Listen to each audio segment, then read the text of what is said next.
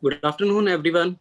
I welcome you to the webinar Medical Management of Uterine Fibroids, organized by Patiala Obs and Gyn Society.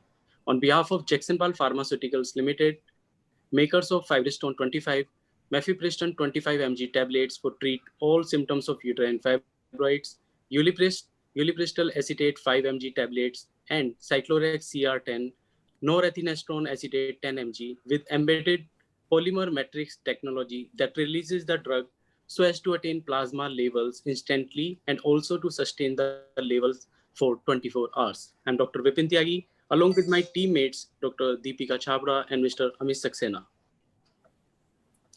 We thank the conveners, Dr. Sarita Aggarwal, President Patiala Obs and Gyn Society, Dr. Ranjana Gupta, Secretary Patiala Obs and Gyn Society for organizing this webinar.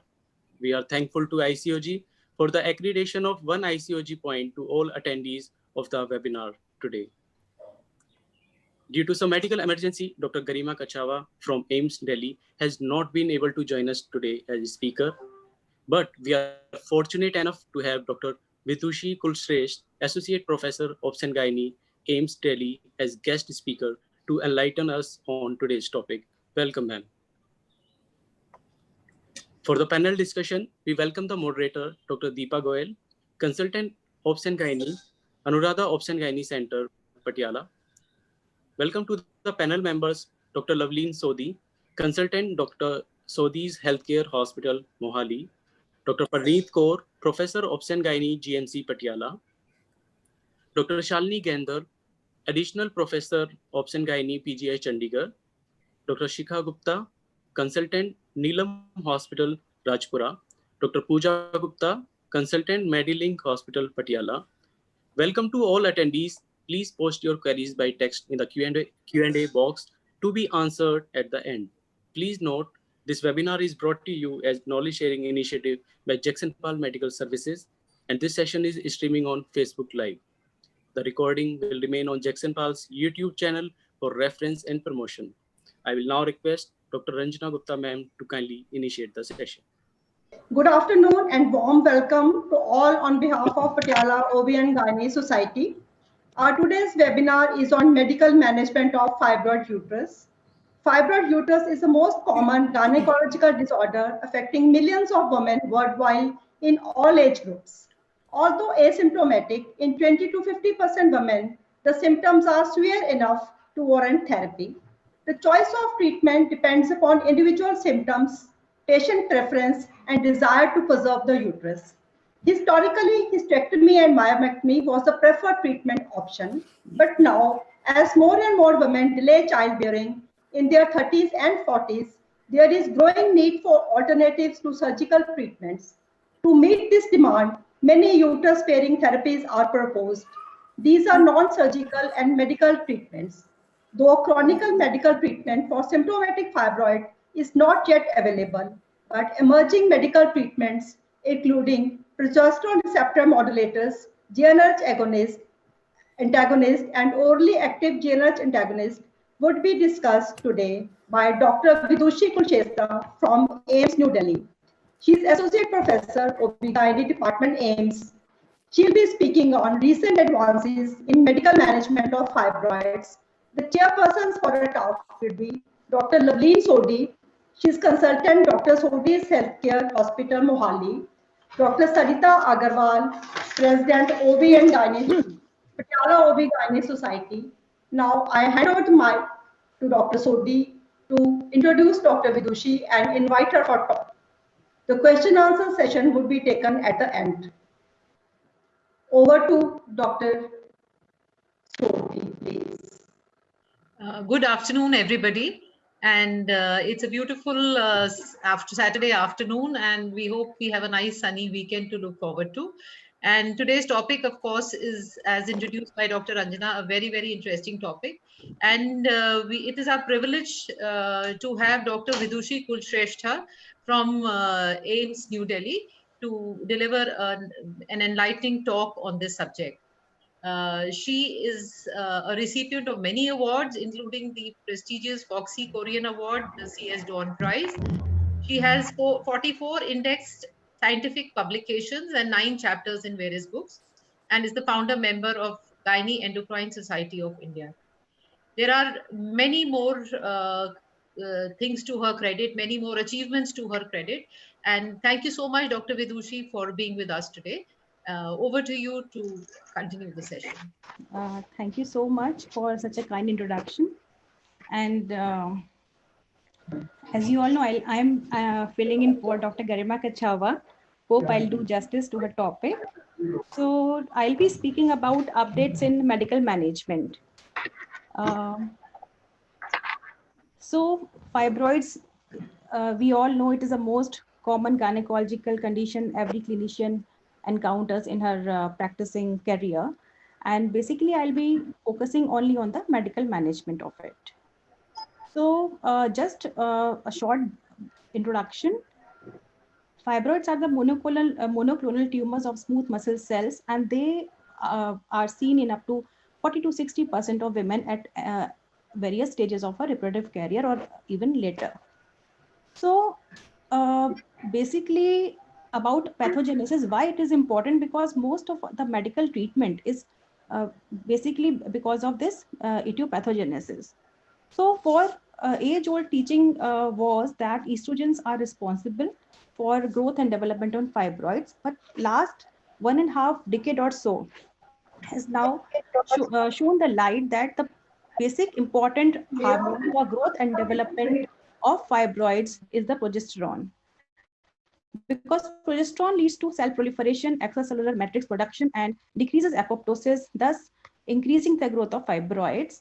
And what is the role of estrogen? It basically just to increase the progesterone receptors. It produces progesterone receptors on which progesterone act and causes growth of fibroid. Also, it has been seen that in the fibroid tissue per se, there is increase in the local aromatase action locally. So this basically the pathogenesis will help us know that why antiprogesterones are very important and are the mainstay of treating fibroids medically nowadays.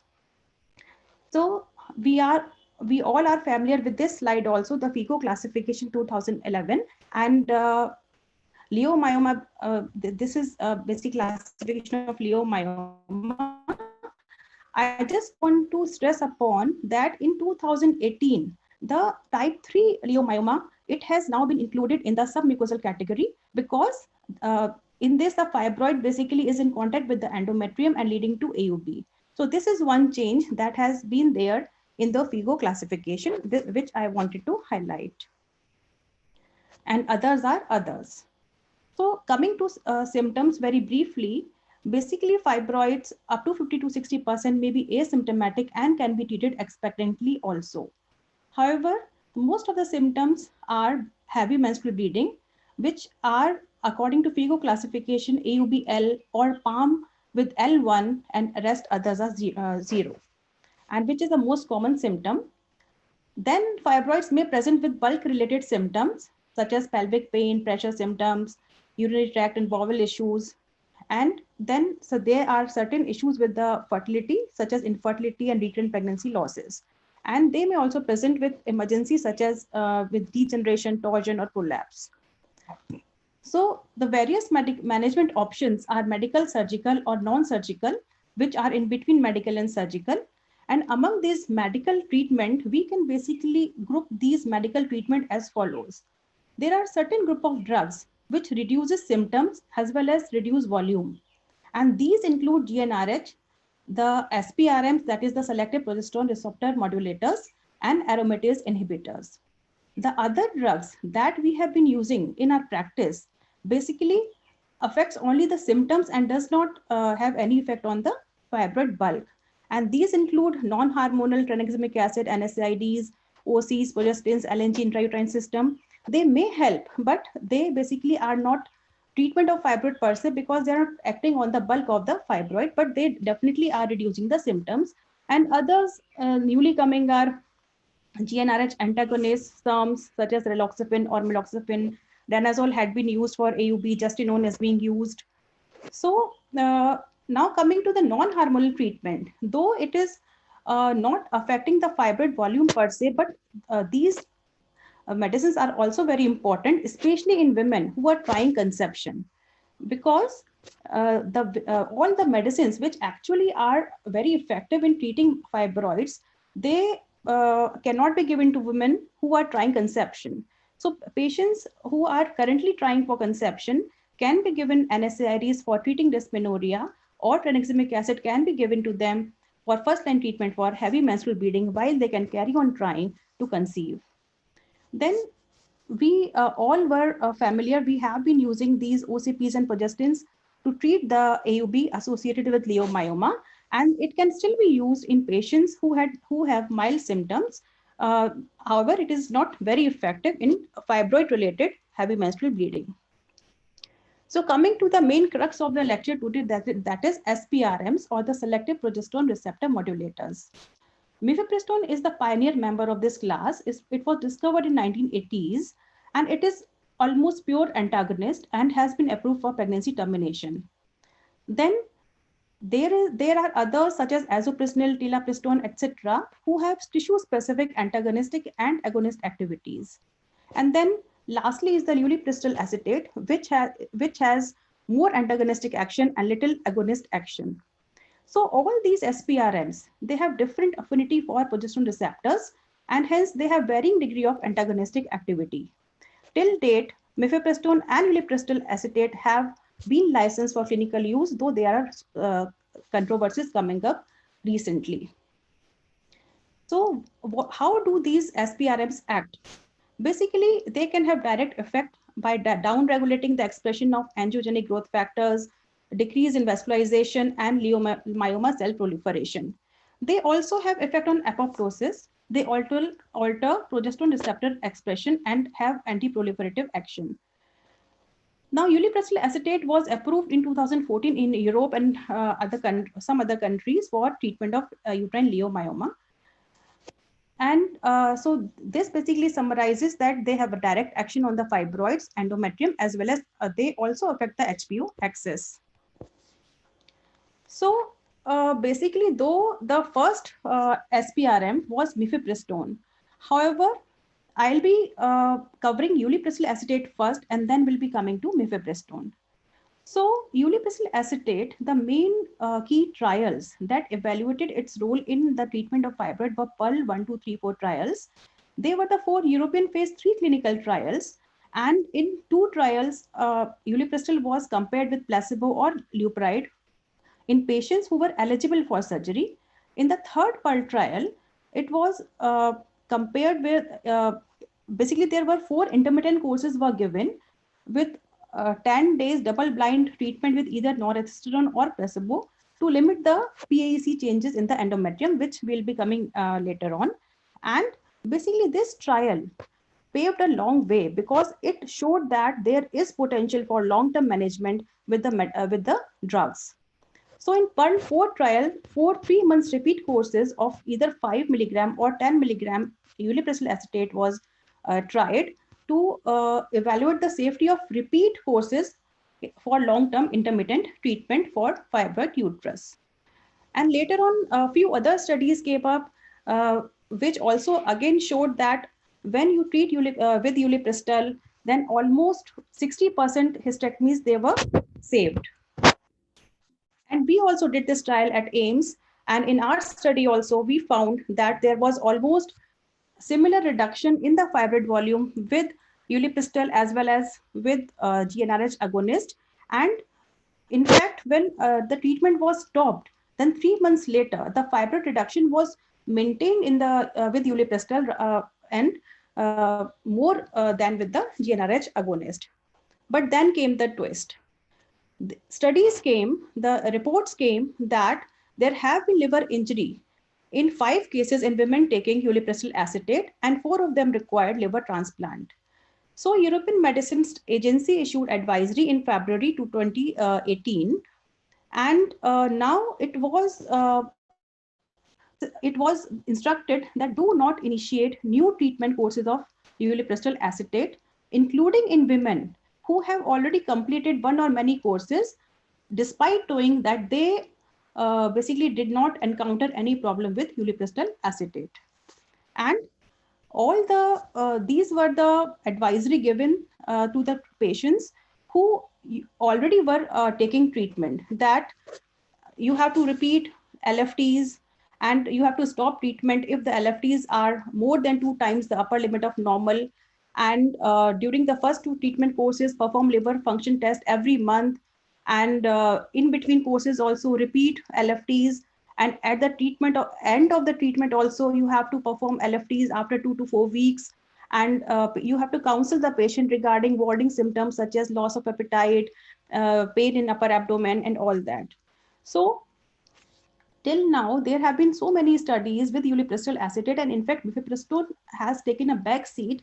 So this was a twist now in all the current literature.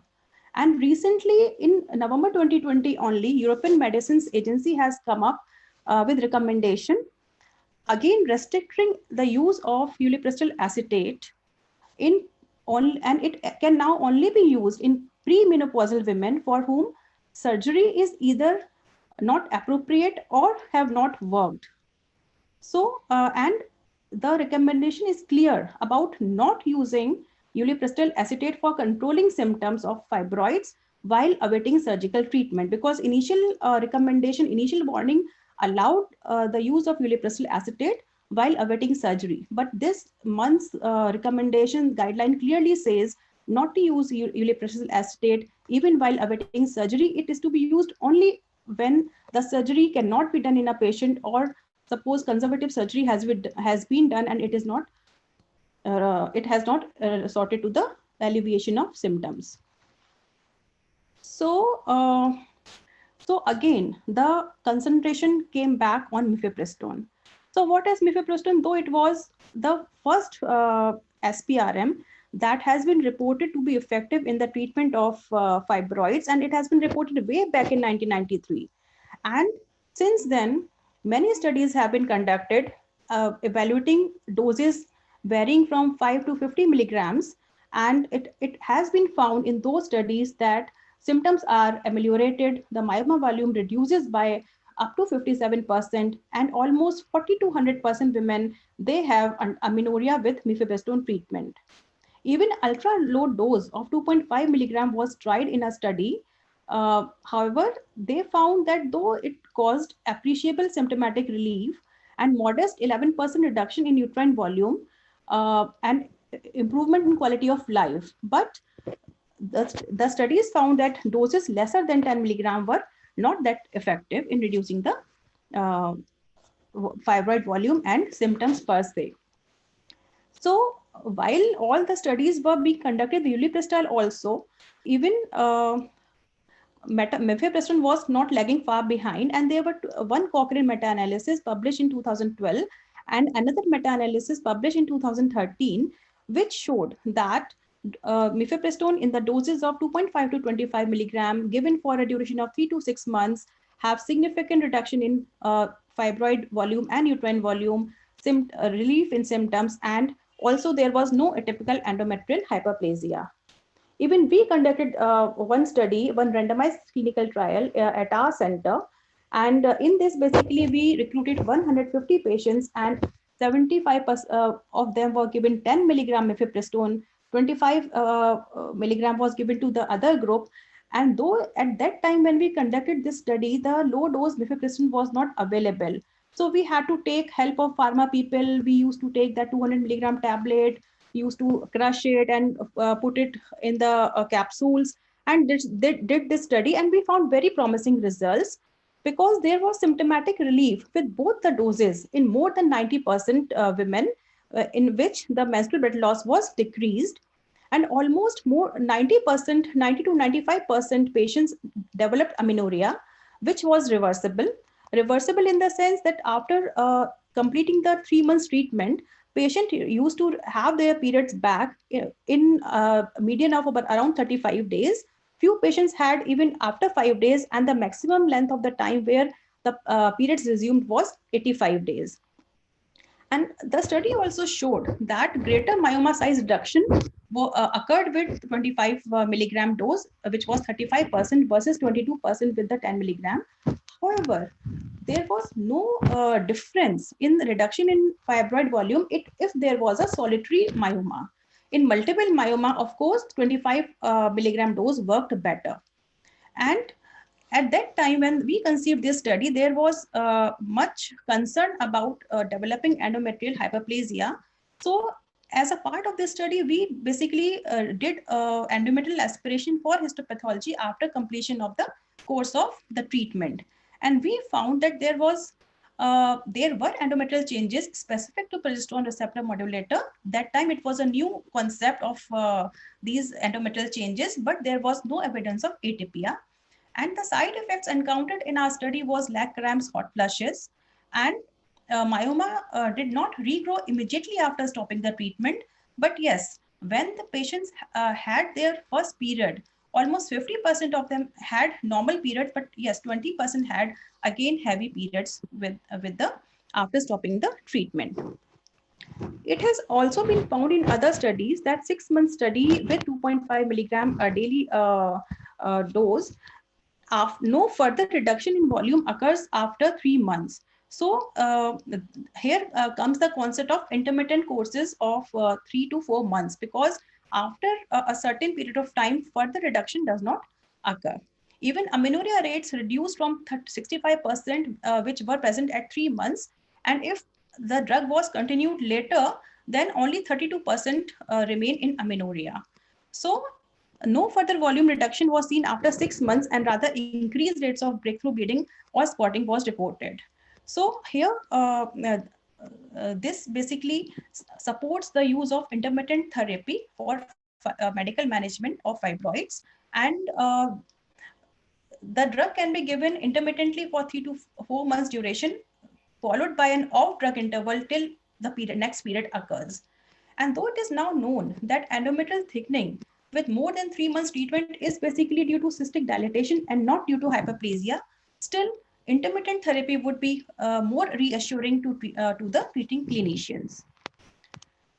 Now, after that, since when this Ulipristal has its own issues, new studies are coming up with Mifepristone. This is a recent study published this year only from India only. And here they tried only 25 milligram Mifepristone, though the size of the fibroids that they take was small, and they noticed that it is quite effective in treating the fibroid related symptoms and also for improving the reducing the fibroid volume. So this is very good meta-analysis, because most of the meta-analysis either reviewed only Ulipristal or reviewed only Mifepristone. This Cochrane database was published in 2017, and basically it included 11 studies with Mifepristone as well as with Ulipristal as well as with azopressin. And again, the primary outcome was effect on fibroid related symptoms, on AUB, pelvic pain, symptom severity and quality of life. And basically it found that it was effective in symptom severity compared to the placebo as well as with Lupride. And also the menstrual blood loss was also affected with all SPRMs. And so this Cochrane concluded that there is improvement in fibroid symptom severity in 20%. There is 22% improvement in quality of life. The menstrual blood loss decreased by 60 to 80%. Amenorrhea is seen in up to 96% versus 3% in placebo. However, it could not make any conclusion regarding pelvic pain. So, and also it also showed that SPRM associated endometrial changes, the odds ratio were 15. So there was increased hyperplasia rates also seen in one small study, and however, it is not, other studies did not find any hyperplasia, and now PAEC is a well-known entity to categorize the changes seen in endometrium. And it is also found that there is discrepancy between differential changes in uterine fibroid volume, but there is universal improvement in the bleeding symptoms. So it indicates that the mechanism that are basically controlling the amount of bleeding in fibroids may be independent of the effect on the fibroid shrinkage. So now coming to PAC, which I have been repeating in my previous slides, basically these are the unique pattern of endometrial changes which are observed following treatment with progesterone receptor modulators. And the most common change seen is a cystic glandular dilatation. And however, there is very little atypia is seen in this. So this is very important to know, because sometimes for some reason, if one clinician has to send histopathology, endometrial histopathology, so, then it is very important to tell the pathologist that patient is already taking SPRMs, so that he may not confuse these changes with atypia and may not like, it is very important to tell the pathologist that patient is on SPRMs. So the changes basically include cystic dilatation with mixed estrogenic and progesteronic features, non-synchronous endometrium, pseudo-certification, pseudo-decellulized stroma, abnormal dilated thin vessels, and however, there is paucity of mitosis, but still it can be mistaken for endometrial hyperplasia. So now coming to adverse events, though they are almost similar in Ulipristal as well as Mifepristone. Few patients may have headache, nausea, fatigue, dizziness, lower abdominal pain, and menstrual cycle length increases with no change in the duration of menstrual bleeding in patients who do not develop amenorrhea. And basically, all these drugs are contraindicated in severe kidney or liver disease. And other relative contraindications while giving these drugs are severe uncontrolled asthma. Basically, when one plan to give these SPRMs to patients, it is very wise to exclude other causes of AOB by subjecting them to the thyroid function test, and especially in young girls, the coagulation profile, etc. And also one has to advise, even though the changes are not shown with Mifepristone much, but it is always advisable to advise them the LFTs and KFTs, and if they are deranged, then it's better not to use these drugs. And if they are normal, then to be on the safer side, one can advise patients to have these LFTs monthly while on treatment.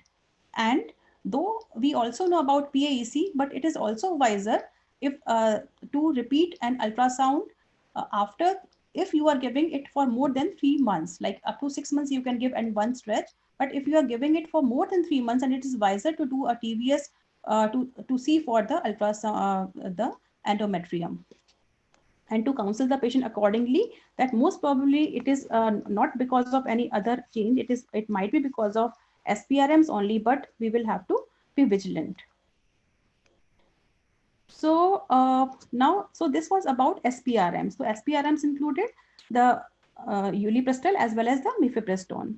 So now coming to the other category of drug, that again is a treatment of fibroid per se, because it is elevating the symptoms as well as reducing the size. So this is GnRH agonist. We all have been giving this prior to the era of SPRMs, and it directly acts on the receptors on the fibroid, thereby reduces proliferation.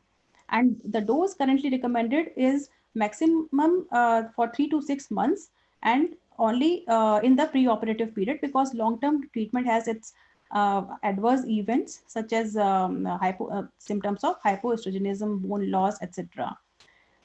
So basically it leads to amenorrhea, anemia, reduces uterine size by up to 60% and fibroid volume also within 3 months of initiating the therapy.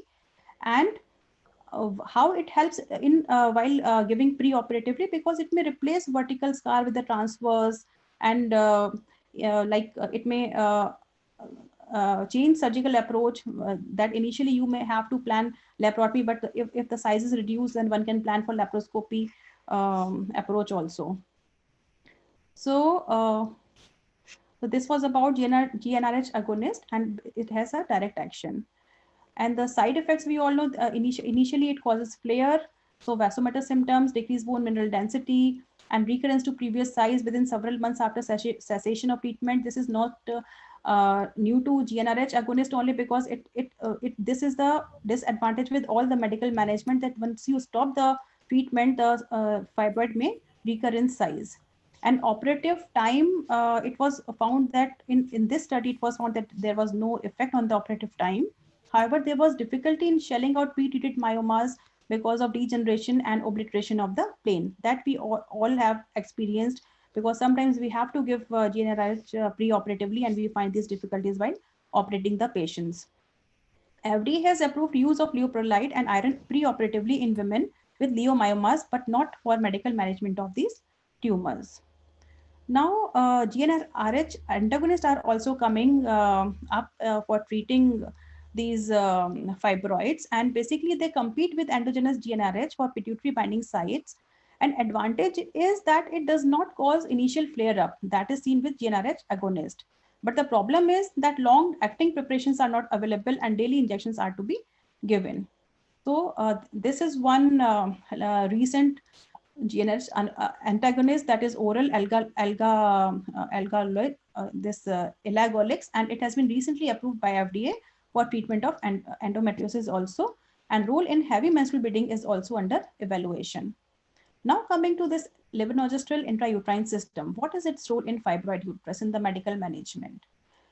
All the clinicians again are very familiar with this device, and they have been giving more frequently for the non-contraceptive uses rather than for the contraceptive benefits.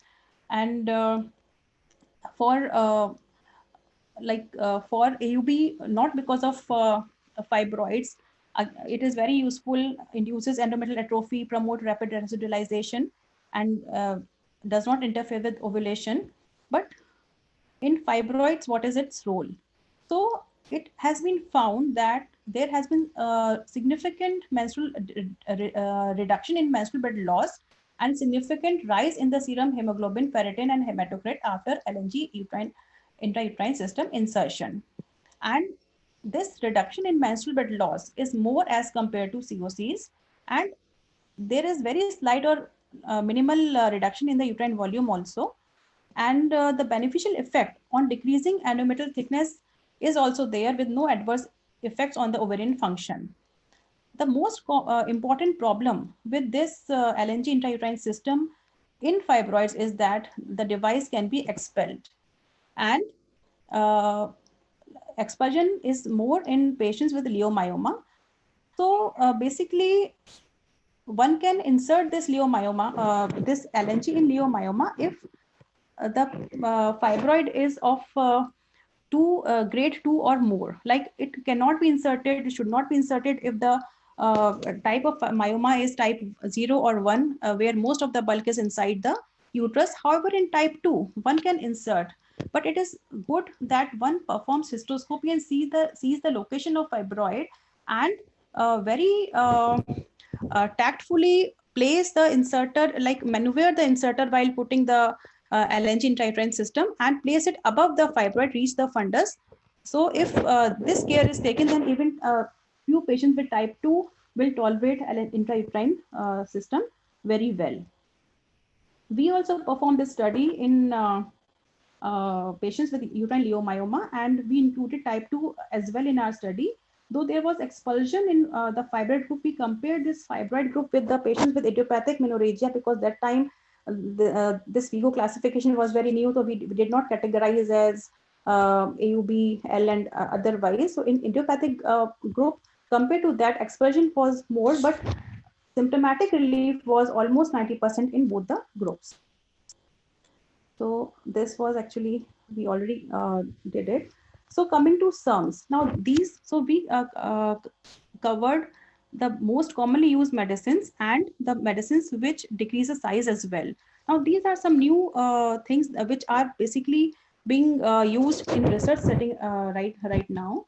And raloxifene is a term. It exhibits beneficial estrogenic activity on bone and lipids. It is anti-estrogenic on endometrium and breast tissue. So it's used as 60 milligram daily, and further studies are required. Right now, there is no recommendation regarding this. If we perform this study with ormeloxifene, which is our very own term, on and compared with oral contraceptives in patients with abnormal uterine bleeding due to leiomyoma, and we found that though it reduces symptoms in about 80% of patients compared to 40% patients with COCs, however, it caused the size of the myoma slightly increased. So if some patient is buying time for surgery and transiently want to use, one can give ormeloxifene, but not as a long term. It is not a good option for long term. So again, this is a summary given in Williams Gynecology book that for reducing the pelvic pressure symptoms, only the SPRMs and GnRH work. Other symptoms can be taken care of by other medicines. So there is one now coming to SPRMs versus leuprolide. What is the difference while treating patients with Ulipristal and Lupride?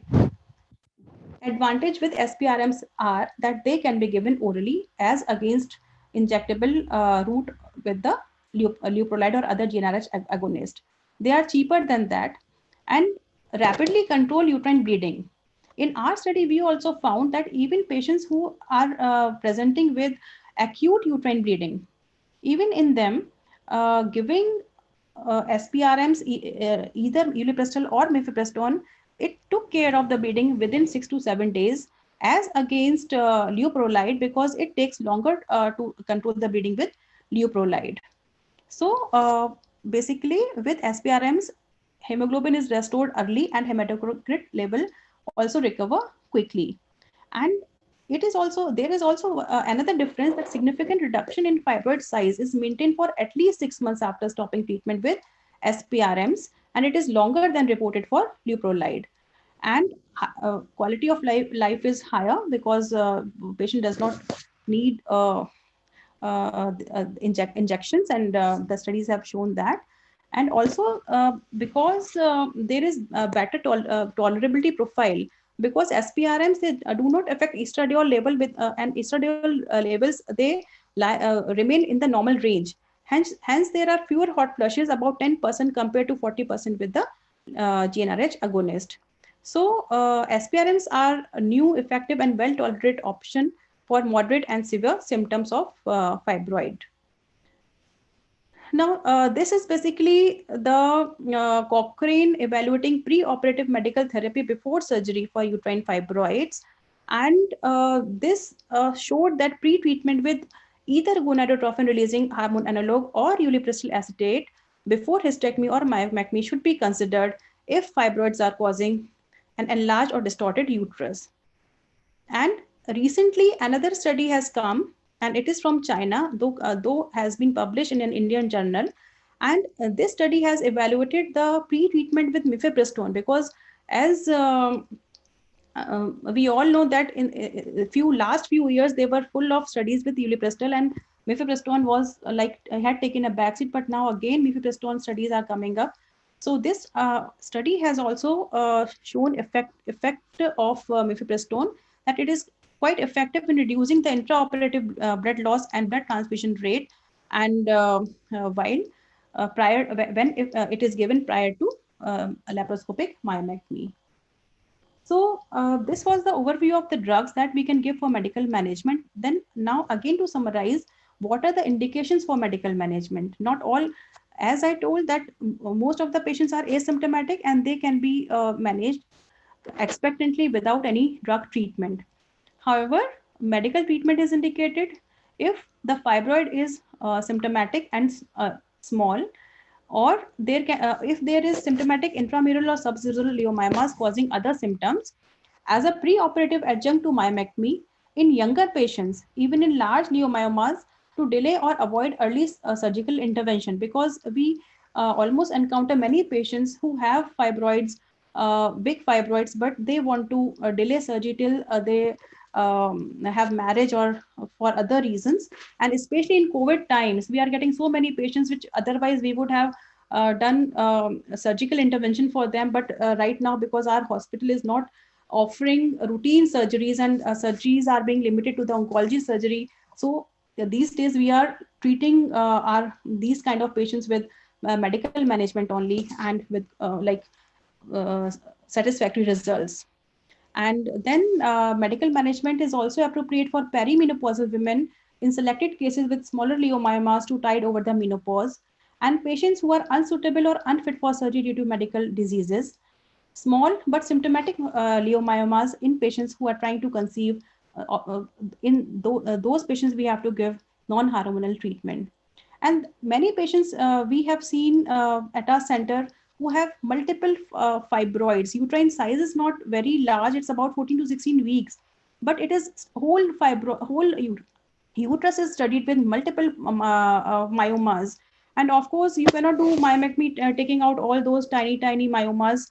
So two of our patients, we treated them with this medical management with Mifepristone, and after stopping the treatment within next 3 months, they conceived. Two of my patients, they conceived. So it is a very good option for multiple myomas in patients who are not ideal for myomectomy also, and there is nothing else to offer.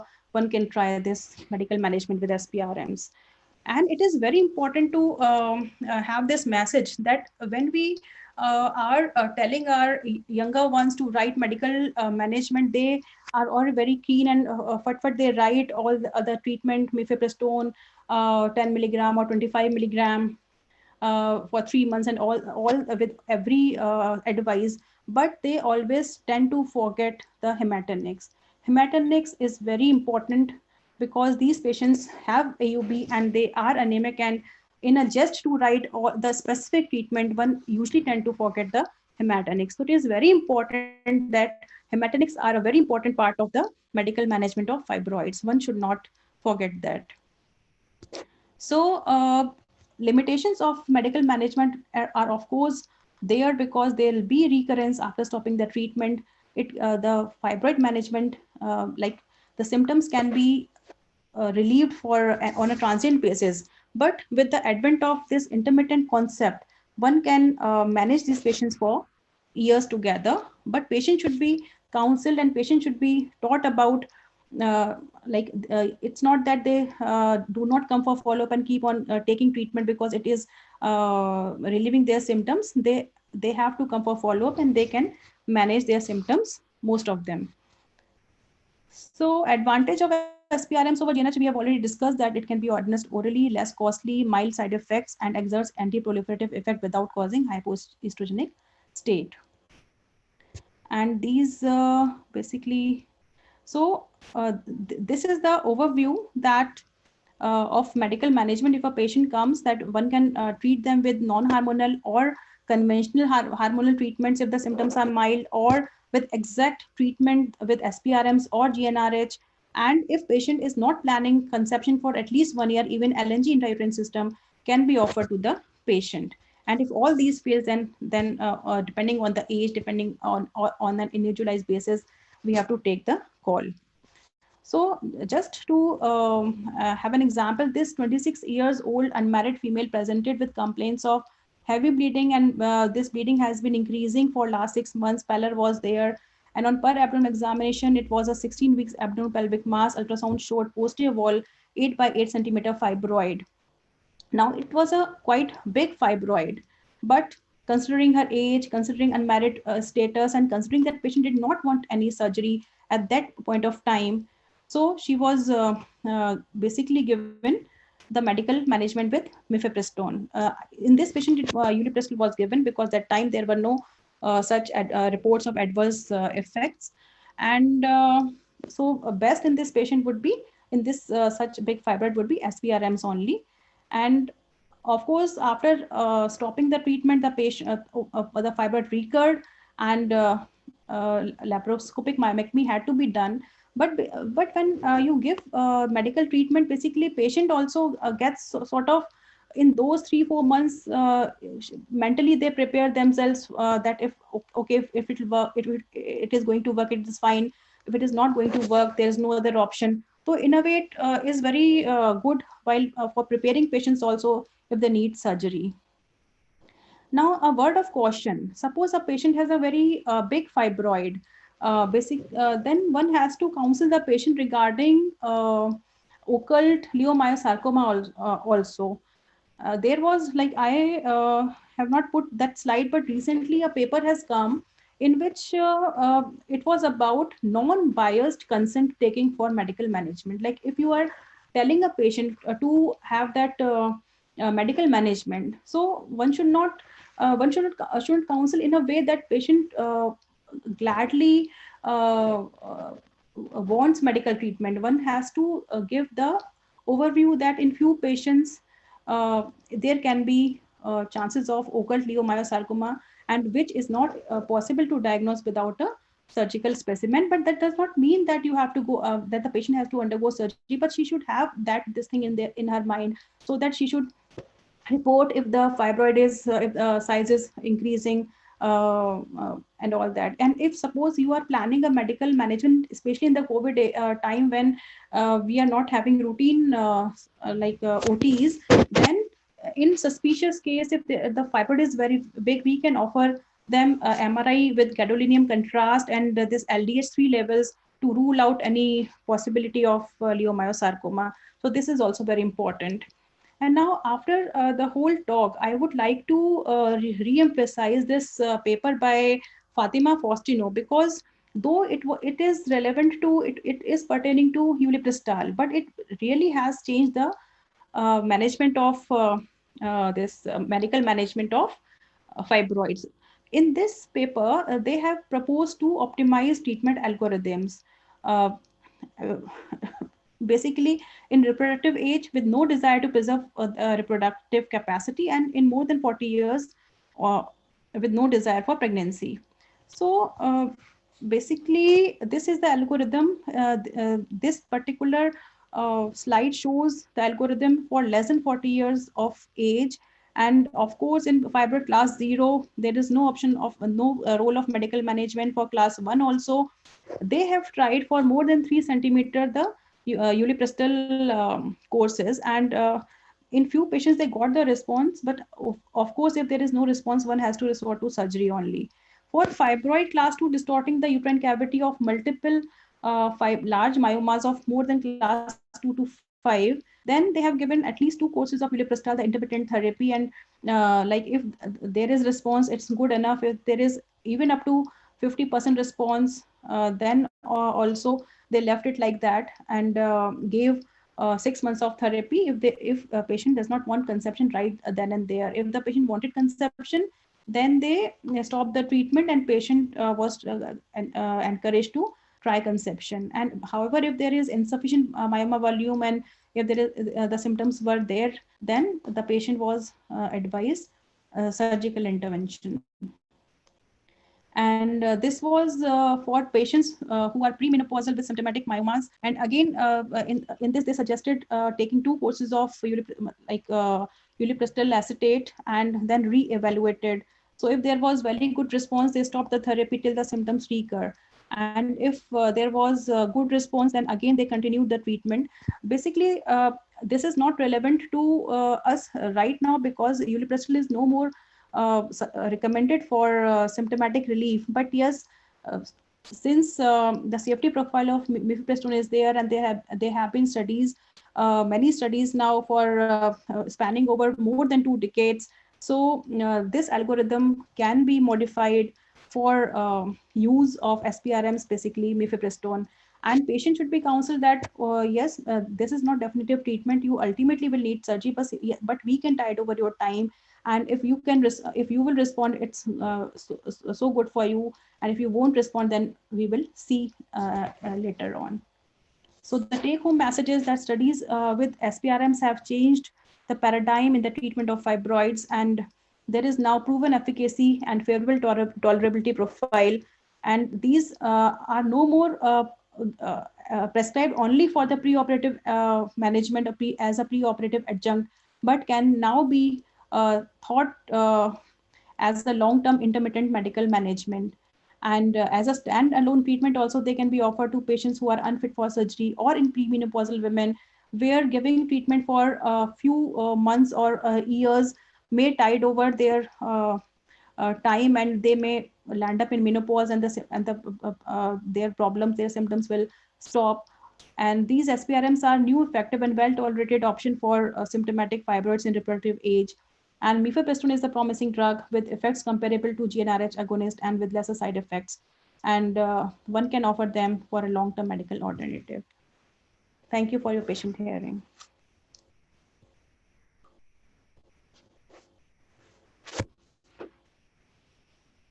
So I know I prepared this lecture at a very short span of time, but hopefully did justice. And you might be missing Dr. Garima, but this is the fact that I had to take the lecture. Thank you, Dr. Vidushi. You've done a wonderful job. Extensive, at the same time, very clear. Dr. Lavleen, I think you agree with me. Yes, absolutely. And this is, we have heard it straight from the horse's mouth. She has so much research of her own on the subject that there would be no better person and no better lecture on the subject, I think. Very Thank wonderful. you so much. Especially, she's added two wonderful points, two reminders. One is to always add hematinics for everyone, not to leave them. Second thing, a caution about the occult leiomyosarcoma. These are very important and very good points she's brought forward. True. And we'll take up, there are a lot many questions in the chat box. I think we'll take the questions, Dr. Vidushi, in the end of the session, if it suits you. Yeah. Thanks a lot. And I pass it on to Dr. Ranjana. Yeah, thank you. Now we have the panel discussion. There would be case scenarios on medical management of uterine fibroids for whom, when, and how. The moderator is Dr. Deepa Goel, consultant, Anuradha Obs and Gyn Centre. She's a past president, Patiala Foxai. She's very expert in dealing with the panels, and especially the panel on fibroids is very close to her heart. Please be attentive while listening to her and her in between lines. Now to Dr. Deepa. She will be using the panelists who are Dr. Lavleen, Dr. Parneet, Dr. Shalini, Dr. Shikha, and Dr. Pooja. Over to Dr. Deepa, please. What is the maximum, Dr. Manorama Jain has asked, what is the maximum duration of treatment for significant results? Yeah, basically with Mifepristone, maximum duration of treatment has been given for 12 months. But as I highlighted that after a certain point of time, the effect is not cumulative. So you had mentioned that giving a break brings out better results. So if you are giving it continuously, there's a problem. But I think with Ulipristal, the research is maximum, the Pearl 4 trial is for 4 courses. And then they had an extension, I think, another 4. After stopping, it's not necessary that you have to restart the Dr. Vidushi, your voice is not clear. Maybe because few patients may not have symptoms again. Okay. I'll put it closer to this thing. So I was saying that after stopping one treatment, not all patients have a recurrence of their symptoms in next 2-3 months. So if patient has recurrence of symptoms, and you can start giving the patient the next course once she has one period in between. But most of the patients don't need that. They always have that period of 3 or 4 months without symptoms. Then you can say that if at the very first slightest idea that you are again having symptoms, we will restart. So patients are very intelligent then, and they report to you that now I'm again starting having symptoms and I want to restart. So and at one stretch, you can give the treatment for Mifepristone for up to 6 months also. Right. And about dose, that it can both are available now in India. When I did the study, nothing was available. Now 10 milligram is also available by some companies, and 25 milligram is also available to 3 companies. So you can start with minimum dose, like you can start with 10 milligram also, or if the fibroid size is big, you can, or there are multiple, then you can straight away start with 25. But later on, after 1 or 2 months, when she's having amenorrhea, you can taper down the dose also. And if suppose you want to give 10 milligram, like please, if this 10 milligram is not 25 milligram available, that you can advise patients to take that alternate day also. So that is also an option. There's another question, Dr. Vidushi. Should I ask? Yeah, sure. What happens to the symptoms in between cycles of treatment with SPRMs? Yeah, around 50% of them, like in my experience, what I found was 50% of them had normal periods, and around 20% had again very heavy periods, and rest others, they continue to have scanty periods. So that was how it went. And most of the patients, they had their periods by 1 month of stopping the treatment, but maximum time taken to have their first period was 84 days also. So one has to really counsel the patient and not to worry, but at the same time, one should counsel them to continue using contraceptive if they don't want to get pregnant at that time.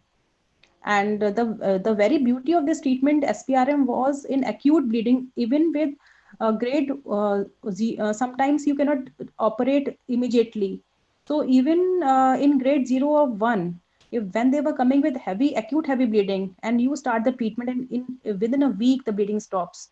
This is also very important in patients when This you. is one of the major advantages of Yes, SPRMs yes, over GnRH analogs. GnRH.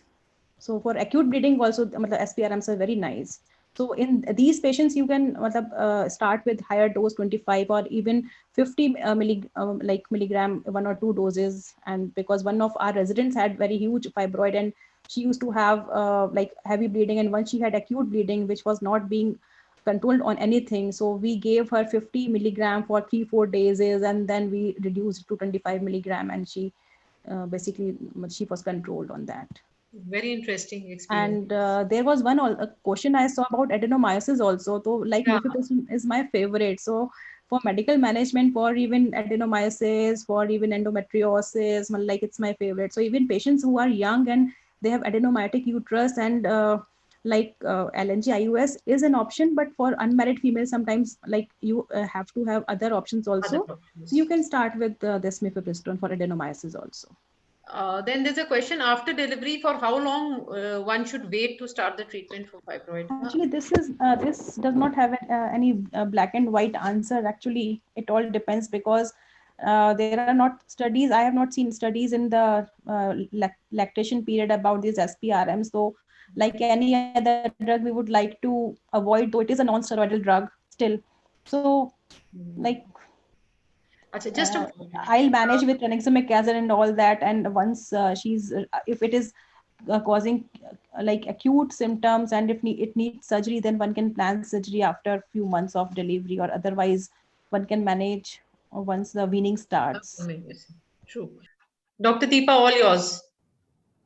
At the onset, I would like to thank Dr. Vidushi. In fact, she has made my job very, very simple. All we are going is to just revise what she has told. So instead of going into any theories, we will straight away start with the case scenarios, and we will just give very short answers what to do in OPD. So it is just, your talk was so good, one can really now sit in the OPD and the patient comes and we say, okay, we do this. So that is all we are going to do as panelists. Thank you, Dr. Vidushi, and we'll be very happy to have you here all this evening. My panelists are Dr. Lavleen Sodhi and PGI alumni, a highly decorated clinician, and a physician and a surgeon, and above all, a human being par excellence. Dr. Shalini Gainder, I hope she's there, Associate Professor at PGI Chandigarh, who's running the burden of running an ART center in a public hospital, which itself is a great hassle, but she has done it so successfully. Thank you, ma'am, for being there and running a ART center in a private sector so nicely. Dr. Parneet Kaur, Professor of OB and Gynae at GOMCO Hospital. She is the one who's doing all the undergraduate, postgraduate teaching, as well as doing her clinical work, always with a smile on her face.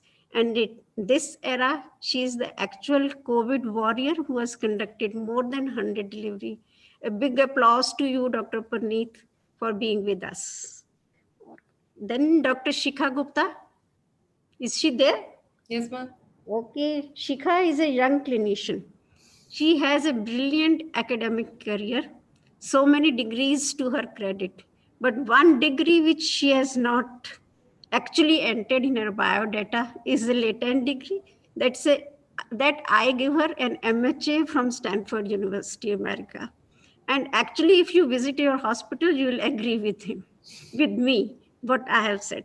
Visit her hospital and see how nicely she managed the hospital. A very rare tribute and very rare from a doctor being a manager so well. Either they are only in the management or they are only on the clinical side. But she's the best combination of the two. Really, Shikha, I admire it. Thank you, ma'am. Then we have our own Dr. Pooja Gupta, who works at Medilink Hospital at Patiala. A young person, always working with a smile. She's keen interest in ART as well as endoscopy. I hope, Shukha, you are here. Yes, ma'am. Okay. Thank you. Thank you all the clinicians. I will straight away, without giving any introduction about the fibroids and all, I'm straight away going to go on case scenarios. A 46-year-old patient with complaints of irregular excessive bleeding with pain attended the clinic, and on investigation, she was found to be mild anemia, 9.5, and transvaginal ultrasonography showed a submucous fibroid, 39 into 33 into 32, and two small fibroids, type 3 and type 4 in posterior uterine wall, both ovaries normal. So my first question is to Dr. Parneet. How would you counsel this patient and what would be the line of management?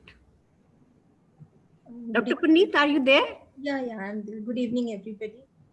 So here's a patient. The first thing is that she's definitely in trouble and she needs our attention and treatment. But I would like to ask the patient a brief history because we don't know the duration of her complaints. And since then, we hope because she's anemic, she must be having complaints for a longer period. So thorough history is very, very important. And then because she is still in having her period, so I don't know if she's having irregular bleeding and what her obstetrical history is and what sort of contraception she is using. I would like to quickly do a UPT also after doing a brief history. And then we have to consult the patient regarding her management. Of course, at this age, the interest of the patient also matters, that what sort of treatment she wants. But then because irregular bleeding, so definitely and on OPD basis, I will take a endometrial aspiration to rule out the malignancy part because she's 46 years and she's having irregular excessive bleeding. Though we are seeing a cause, she's having a submucous fibroid. Still, I would like to go in for respiration cytology. And on the basis of that, I will consult the patient what sort of treatment she will be needing. And definitely at this age, we have the options of medical as well as surgical management. But then it also depends because I am sitting in a government sector, what her socioeconomic status is and whatever comorbid conditions are. And then it will, and after the result of the aspiration cytology, we will decide about the management part, what will be best suited for the patient. Okay, her UPT is negative, aspiration cytology negative. Now, so depends, ma'am. No comorbidities. Now the patient is all yours and she's willing to do whatever you say. So then if we can consult her because it's not a very difficult decision. She can go for medical management also and she can go for definitive management also. It depends upon the wishes of the patient because most of the patients, they want a definitive treatment, because if we go in for conservative management, definitely a long follow-up is needed. And if we now do a conservative surgery, maybe later on she will need another surgery. So counseling part is very, very important. So we can, because there is a submucous fibroid, we can definitely, but the size is beyond 3 centimeters, or maybe we will need some medical management and then plan. And meanwhile, we can treat her anemia and then plan a hysteroscopic resection. And maybe by that time we remove this submucous fibroid and no further management may be needed. And in the period gain, she may go into menopause and a small surgery will help her. But definitely, because she is bleeding and the size is beyond 3 centimeters, so I think what the guidelines say, we should give a short course of medical management in this case and then plan a hysteroscopic removal of the submucous fibroid. Okay. See, she belongs to a rural area, a rural rich area of Punjab, and they have a lot of relatives living in Italy. Most of the Punjabi rural area Punjabis, they are at Italy. And she has heard from there that a tablet called Sama, which really helps, one of her relatives took, and she needed no surgery. So that is her kind of mental status in which she has come to you. So what do you do for her now? Okay, ma'am, that tablet, I suppose it is Ulipristal acetate. I don't know what. Asthma is a Ulipristal in Europe. Yeah. So definitely, if she has heard it, it may benefit her, because after we have to evaluate the patient from time to time. After investigation, if we put her on treatment, we can definitely cater to her demand, and in the submucous fibroid, at least her bleeding will stop altogether. And then after 3-month course, we can review her case, do a TVS and see to it how it behaves. And we can tell her that definitely it is going to help her at this point in time. And after that, a small surgery may remove her condition altogether. And meanwhile, she may enter a menopause and she may not need any major surgery. And the 2 small intramural fibroids, they may also have beneficial effect with this oral tablet. Okay. So you are happy to accede to her request? Yeah, I would have, because I also believe in conservative the uterus. Okay, so so you believe in conservative management. So you think what she is saying, okay, that is fine. That could be the first line of treatment. And very good if you the patient counsel her that in the counseling part, it is very good if the patient herself is convinced for a type of management. Then it is easier if it suits her. Of course, as clinician, we have to see to it whether the whatever she's asking is suits her or not. The investigation part is ours, but if she's already convinced and she is happy with the cost factor also, then definitely we should cater to the demands of the patient. Then the compliant of the patient is very good in those cases. Okay. And of course, so basically, I think you have got convinced because the patient demands it and you think that is okay. Now, Shikha, she is doctor shopping, you know, she is not satisfied and she thinks she should go to a grand hospital and she goes to Shikha. Shikha, what would you do now? I agree partially with ma'am, Dr. Parneet, because see, with the recent, I would say, problems with the long-term Ulipristal, so I cannot recommend Ulipristal to such a patient for a long term. Secondly, I would discuss with her whether she wants to conserve her uterus or not. And being a surgeon, I am more keen on doing a resection for this patient. So in fact, I would give her the option of going for a definitive surgery, radical surgery, or if she wishes to conserve her uterus, to go for hysteroscopic resection of this submucous fibroid, because most likely it is this submucous fibroid which is causing her problems. In the meantime, I'll put her on, if she's currently bleeding, I can put her on tranexamic acid and iron supplements to build her hemoglobin. Medical treatment can be given as a short term for such a patient, maybe with Mifepristone having a better safety profile and being able to give orally. I might put her on Mifepristone also, or maybe one shot of Lupride in this patient may also do her some good, that might shrink her fibroid. But for such a patient, I would be happier doing a surgery rather than putting her on a long-term medical treatment. Yes, age is there. She is probably reaching her menopause. So that is one factor that medical management may be offered. And if she's very, very keen, surgery is contraindicated in any way, then in that case, I would put medical first. But if she's a low risk for surgery, in such a patient, I would put surgery first. That is my view. So you, Dr. Parneet and Dr. Shikha, they are on a slightly different pages at this stage. No, Dr. Deepa, I also said that she is convinced that by that time her bleeding will be stopped, which is her immediate concern.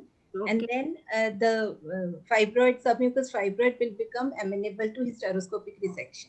Okay. That is what I also plan, not a long-term treatment. No, you never talked of long-term. Yeah. Okay. So now what about the pre-operative thing?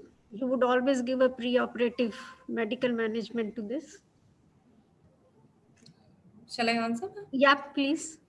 Okay, ma'am. See, if it is a single fibroid, 3.9, I would say there is not a clear-cut absolute indication to give a pre-operative treatment. Okay. Although there are different cutoffs, less than 3, more than 4 centimeter, where you should give. But practically, I do not give for any fibroid which is less than 4 centimeter. Okay. So I think it is all a personal wish. Maybe to build her up HB and to stop the bleeding, I might give a Lupride depot and do her surgery if she wants to get a conservative surgery, that is hysteroscopic resection, but not for all the patients for submucous fibroids. Okay. Dr. Lavleen, Ma'am, once I rule out other causes of bleeding for a submucous fibroid, I would actually encourage the patient, or at least give her the option of a surgical treatment. If she is very keen for asthma, as she says her relatives have recommended, yes, that is one option. Maybe not now. A few months ago it was. And but my choice would be, because sooner or later she is 46. She may go into menopause in 2 months, in 6 months, or maybe 2 years, or maybe 4 years. So definitive treatment has to be given. And I would give her the option of either a hystromyomectomy or a hysterectomy, because with a hystromyomectomy, we have to tell her that the recurrence of symptoms, recurrence of fibroids, the smaller fibroids may grow with 6 months or 1 year or more. She may need a repeat procedure. Okay. So she has to choose between hysterectomy and hysteroscopic myomectomy, depending upon whether she wants a smaller surgery with a chance of repeat procedure, or she does not want a second procedure and she's very sure that, no, I want to get over and done with it in one go. Okay. And as far as I agree with Shikha, as far as the treatment is, the preoperative treatment is concerned, I would be happy to give her Luprolide, because then that would go on, the SPRM would go on for at least 3 months or more. One shot of Lupride, hopefully, and tranexamic acid and other things, her bleeding stops, her hemoglobin improves. You can even give her an iron FCM injection or something, and we can operate after a month or a month and a half or so. Okay. So actually the patient opted for hysteroscopic myomectomy. Can you move the slides, please? I go to scenario 2. So I'm not dealing with this. All you have done. This has been described by Dr. Vidushi. Can I move the next slide? Yeah. Can I move the next? Next. So this is what the flow chart, I think Dr. Vidushi has already shown this flow chart. Less than 3 hysteroscopic, more than 3. You can give medical therapy. Maybe you may not need further treatment, or you may do hysteroscopic myomectomy. So next slide, that will be. Can I add? Yeah, please. Yeah, ma'am. If this patient reports in PGI, I would on the first visit start her on iron and do all the counseling. And then my plan would be definitely to give her a GnRH analog and to remove that because I would think that that is the only cause of her bleeding, and probably all her symptoms will improve if it is a type 1 myoma. So considering it a type 1 myoma, she needs a hysteroscopic myomectomy. I wouldn't counsel her for a hysterectomy at all right now on the first visit. And my plan would be giving her Lupride would decrease the size and it would decrease the vascularity. It would decrease my surgical problems also. So this would be my plan. With this plan, I will go ahead. Okay. Yeah, I think most of us on the panel agreed on this, that myomectomy should be done, pre-op therapy as per surgeon's desired. So with all this, the patient had hysteroscopic excision of the myoma and 2 months later reported back with persistent hypomenorrhea. On transvaginal ultrasound, we saw another type 2 submucous fibroid located in posterior wall. Patient is upset now. And now she asks, what are our options and why this failed? This procedure failed. Can you offer any explanation about the failure of the therapy? Dr. Shalini, what would you tell the patient? This is the most difficult situation when you do. That is why I'm asking you. So, I mean, then again, I mean, if I have not given her Mifepristone, I may think. But she would then qualify for a definitive surgery right now, or it may be, I would think that maybe it is some infection or something, and giving her tranexamic acid and all that. But it is a difficult situation. Then, if her symptoms do not improve, she would require a definitive surgery now. Dr. Pooja, do you want to come in here? Not yet. Pooja is not there. Yeah, hello. I'm audible, ma'am? Yeah. Yeah, I think she has already been explained that if she's going for a hysteroscopic myomectomy in first case itself, she might need a second sitting surgery. Because there are chances like once the myoma is resected. But she was not expecting it too soon, no? There might be another fibroid which was not seen earlier that probably has become the problem now. That could be one explanation which you can give to the patient. Yeah, we have to counsel her. Yeah. Second thing is now to relieve her symptoms, probably we can try on a medical therapy. We can put her Mifepristone because it is supposed to be promising for relief of symptom at least. So for some time, for a month or two, probably she can be put on medical therapy. Then depending upon her relief of symptoms, probably we can decide whether she can continue with the medical therapy or she wants to go for definitive. Do you think there could be associated adenomyosis also? And that might be the reason that she is symptomatic again? Yes, adenomyosis could be there, but adenomyosis usually does not cause hypermenorrhea. Probably usually it is dysmenorrhea or other things. Hypermenorrhea probably may not be due to adenomyosis. When I presented the first scenario, that time she had pain and bleeding. It is only now that she doesn't have pain, she just has hypermenorrhea. Means I'm just saying, is that a possibility? But ma'am, you can't ignore that type 2 submucous fibroid on the ultrasound. But it is 2 centimeters. So it could be an incomplete resection also? Yeah, possibly. But as ma'am, adenomyomas do sometimes, come in the histopathology, and they may be, mimicking a myoma, which is difficult, which can cause intraoperative more bleeding. And we did have one case of this where it looked like a septum, and then somebody started doing, and then it came out to be an adenomyoma. So yes, that can be a possibility. That can be a possibility. So Dr. Shalini, now we can put the onus of not on incomplete resection. We can say this could have been adenomyosis and could have been something else. So yes, what you said you will now go in for what treatment? Madam, it depends on the patient. She has already had a medical management. She's had a myomectomy and she's 46 years. Yeah. She's not reaching a menopause. So we will have to talk to her what she wants. See, type 2 myomas, I read an article where they have done endometrial ablation along with the myoma resection, but my experience is not there. So then I would, I mean, a simple hysterectomy would be required in that, because submucous myomas, you know, you can't tackle sometimes in a hysteroscopy. Anybody who's differing from this opinion from the panel? No. Unless the patient wants to undergo hysteroscopy, myomectomy again, my recommendation would be that now you go in for hysterectomy. Okay, thank you. Can I have the next case scene 3? This I will come later. Yeah.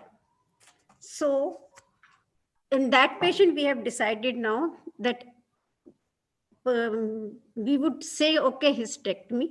But if she doesn't want to go, I think you can put her on a medical treatment, in our case, Mifepristone, and see what happens. So now this is a 28-year-old nulliparous patient who's married for 2 years, working in a corporate hospital. She went in for a routine preconceptional checkup. And on TVS, there were multiple fibroids, type 2 to type 5, largest 4.6 into 3.4 and into 3.3, distorting the uterine cavity. No symptoms except slightly excessive bleeding, which really doesn't bother her, though her hemoglobin is 10.2 grams. On finding this, she's very apprehensive that was the time she has started planning and she has got now. Do you think, Dr. Pooja, she needs some treatment?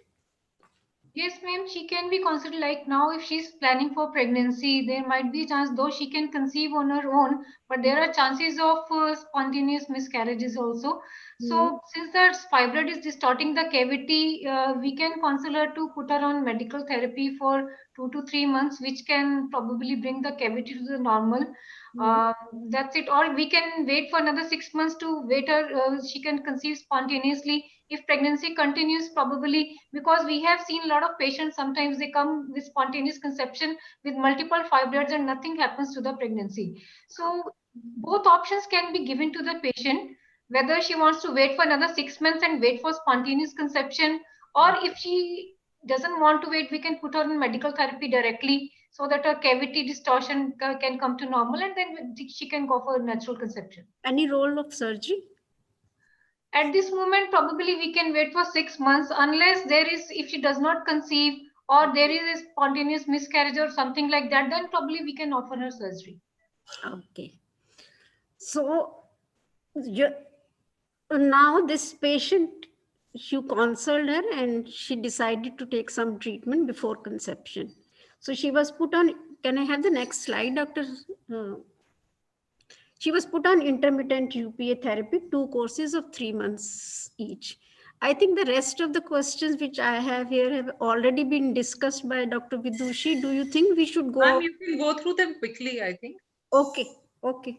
Any evaluation before starting UPA therapy? Anyone? Yes. Of course, one transfusion ultrasound has already been done, then blood workups, complete blood count, liver function test, renal function test, because UPA is supposed to derange liver function, so baseline liver function test must be done. Okay. Any medical contraindication to use? Yeah, I think the history of severe asthma, if some patient is having history of severe asthma or some liver diseases, known liver diseases, of course, then it should be contraindicated, or unknown causes of some other abnormal uterine bleeding, then it should be contraindicated. And also she has a I think, sorry to interrupt, but maybe we should now extrapolate all this to Mifepristone also. Yeah. Yeah, I also agree that Ulipristol is not being given, so we should not. We can change it. We should extrapolate this, because whatever lessons we have learned from UPA, we should use them with Mifepristone. Rest, I mean, who knows what comes up after 1 decade? What kind of reaction? Suspended. Remember, letrozole was also suspended for some years, and then it came back with a bang. Yes. Yes. No. So maybe it comes back with a. So I think we have already done how to monitor patient on UPA therapy. Yes. And what are the predictive factors which are favor the response to, you can say, Mifepristone? Are any factors? Can you think of any factors which are predictive factors? Multiple fibroids, intramural fibroids of moderate size, they probably could respond more rather than a single larger fibroid. That's what is mentioned usually. Okay. Agreed. Agreed. Okay. So now what happens is, can I have the next slide? She's a lady. Can I have the next? I'm not doing this because already she has discussed all these things. Can I have the next one? Can I have the next? Next.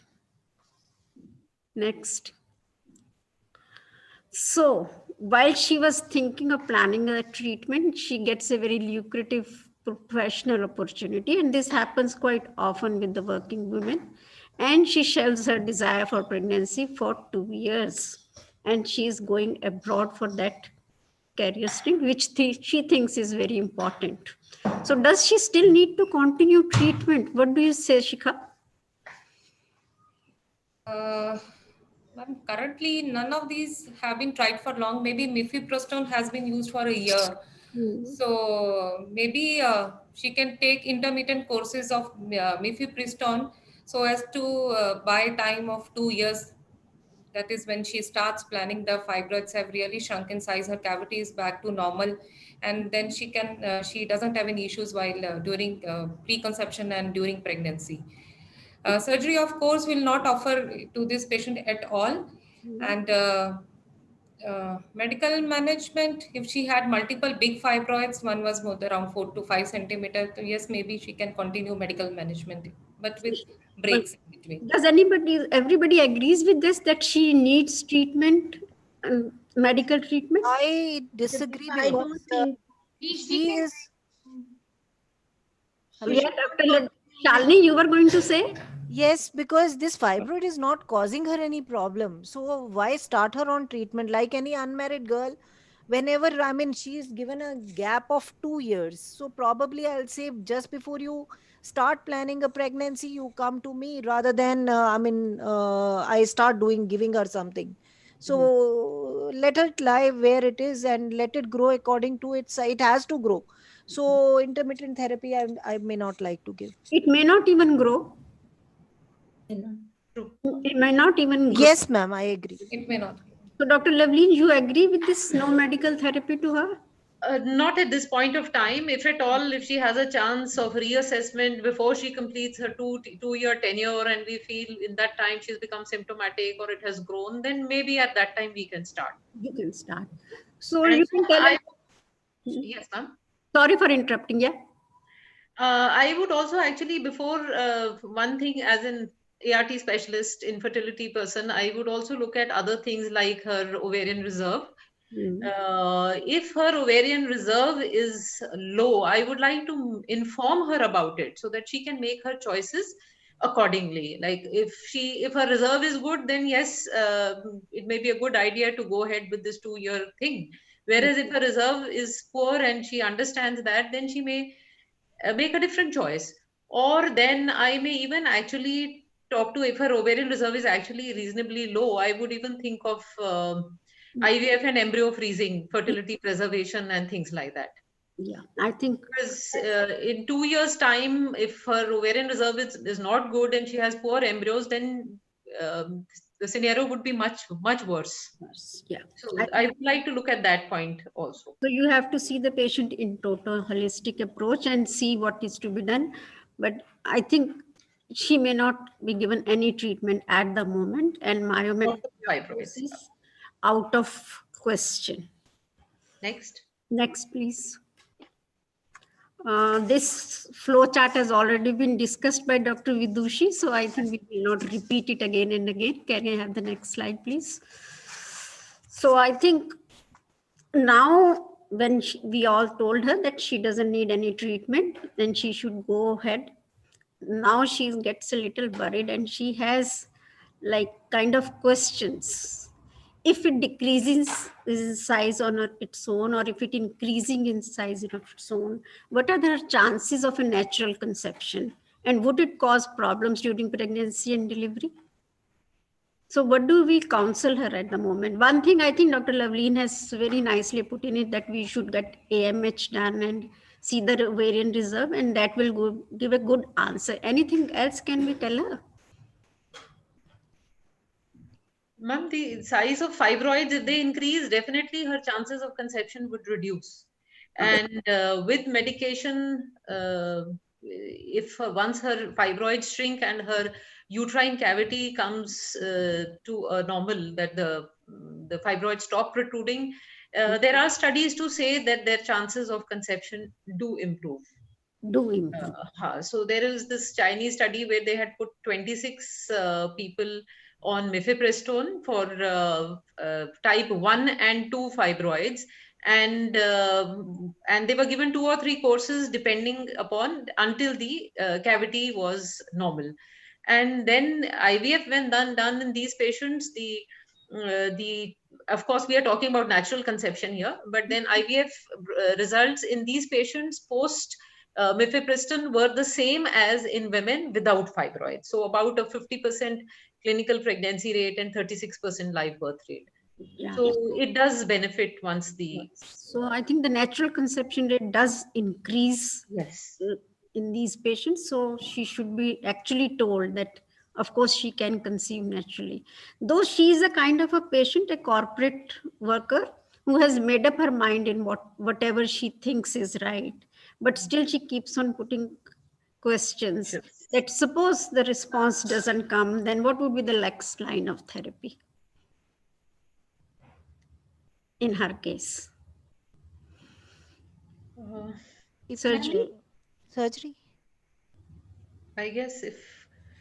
ma'am, what treatment, ma'am, are we talking about? We put her on Mifepristone. Yeah, medical treatment. We'll just say medical. We will not say Mifepristone or UPA. So again, we have to see, because why do we want to treat? Is it because of her symptoms or is it because of her infertility? Later on when she wants pregnancy. Now she's talking to you about that. So as her myoma is 2 to 5, so it is going into the, it is submucous and it is also becoming subserosal. So she would, I mean, it is already now the time has passed, 4 years, 2 years she had been married and now another 2 years. Probably it's the time that the fibroid, I mean, we have to talk to her that myomectomy, the role of myomectomy and improvement of fertility, that has to be discussed with her, because it is not always that myomectomy would lead to fertility. So we have to talk about that, and also the recurrence of myomas all has to be discussed, and give her the option and let her choose that, okay, she by improving the shape or improving the anatomy, probably the pregnancy would occur, and she should go ahead for a myomectomy. Yeah, so I think one has to counsel her, and in fact what she's just wants some reassurance, and she just wants to come out of you, though you cannot reassure her regarding that. So these are the kind of difficult patients who come to the OPD, and they ask all type of questions which you have to answer, you're obliged to answer, but they usually do whatever they want or they think is what they do. In fact, the ASR counseling part, we should make everything clear, because in the preconception counseling also, we don't know the husband's seminology also. Maybe she's having a problem, some problem may have been there also. And then by the time she comes back, she will already be 30 plus. So again, the chances of fertility will decrease. So she should be given the real picture that she is having problem, and she should plan a treatment and pregnancy as early as possible. As possible, which she has refused actually, Dr. Parneet. Yeah. Dr. Government sector, so you don't really. But as a counselor, we should show patients, the real picture, and she should be aware of that. Yeah. Can I have the next slide, please? Yeah. So as you all said, now she's 32. She has not conceived naturally. Now she comes back to you and says, I want IVF. She's not asking for any opinions. She wants IVF. TVS shows the same findings as it was before. No increase or no decrease. So what would you suggest to her, and what are her options now? Would you give medical treatment before IVF or myomectomy, or no treatment? Now she's in a hurry to conceive. Ma'am, if she has never taken any medical management and her fibroid is approximately 5 centimeter and distorting the cavity, of course, before IVF, she has to be either on medical treatment or she can be offered lap myomectomy also, because her cavity has to be normal. Before IVF, we have to correct her cavity distortion. So both options can be given to her. For any of these two options, she has to wait for at least 3 months. Even after lap myomectomy, there has to be a period of 3 months waiting, or after we give Mifepristone, then also she has to wait for at least 3 months so that the size of the fibroid reduces. We see the response. So we offer both things to the patient. Then depending upon her choice, we can put her on any of these two, and then we see how it responds. If it is lap myomectomy, then of course in one setting she can undergo myomectomy, and after that, immediately after 3 months, she can go for IVF directly. But if she goes on Mifepristone, then we have to reevaluate the fibroid and cavity after 3 months. And she has to understand, if she does not respond to the medical treatment, then she might need myomectomy again. See, she doesn't have a 5 centimeter fibroid. She has type 2 to type 5 kind of fibroids which are distorting the cavity. And for the last 4 years now, we know it has been the same. And now she said she doesn't want to waste more time. She's 32. And So, as I said, she has already made up her mind that she wants an IVF. Would you like to do her IVF in this case as such? Or you would straight away say no? I would be happier to actually put her through GnRH agonist, because that will shrink the fibroid. Volume reduction is good with GnRH agonist. And then at the same time, I would just follow it up with an IVF. Whereas once again, now I'm worried about her ovarian reserve. If her ovarian reserve is going down and she is not responding to the Lupride, or her IVF doesn't work the first time, then I may even think of option of freezing her embryos, doing a myomectomy, and then transferring the embryos. So immediately, I think this is a very good option, giving her GnRH, which will shrink the fibroid and make the cavity normal, and going for IVF. Though I am not myself an IVF person, but you all are. And I differ here. What do you think about it, Dr. Shalini? Madam, if this patient comes to me, she's 32 years aged and there are myomas, and I'm planning a myomectomy for her because there is like more than 4 centimeter myoma. Probably discussing her, I mean, whether and it is 2 to 5 kind of a myoma. So I would not give her GnRH. Rather, during surgery, I would like to remove as many myomas. And then correct the cavity and then go ahead for an IVF further. Okay. So I mean, looking at the AMH also, I mean, in a 32-year-old, maybe, I mean, that also, I don't prefer giving a GnRH analog. Okay. What about Pooja? Pooja, I've already said. Shikha, what do you think? Ma'am, I think the fibroid is just distorting the cavity. So giving medical management first, especially if her 32 is not that old, her AFC-MH is all right. So, and if there is mild distortion, I would also maybe give her a Lupride depot first, and then go for IVF rather than going for surgery straight away. Because it, even if you do not use current, Dr. Shalini, while you are doing laparoscopic surgery, so once you are taking the closing that defect of fibroid, first it is very difficult doing during laparoscopy. There are multiple small fibroids to locate all of them. And then when you want to suture that defect, so even then there is a scarring of the endometrium. That's what I have practically seen. So what is your view, ma'am? So that also distorts the cavity a bit. See, So type 2 to 5 fibroid. I mean, looking at this case, I'm very sorry to add, but similar patient came exactly. She came, her husband, her semen had some problems.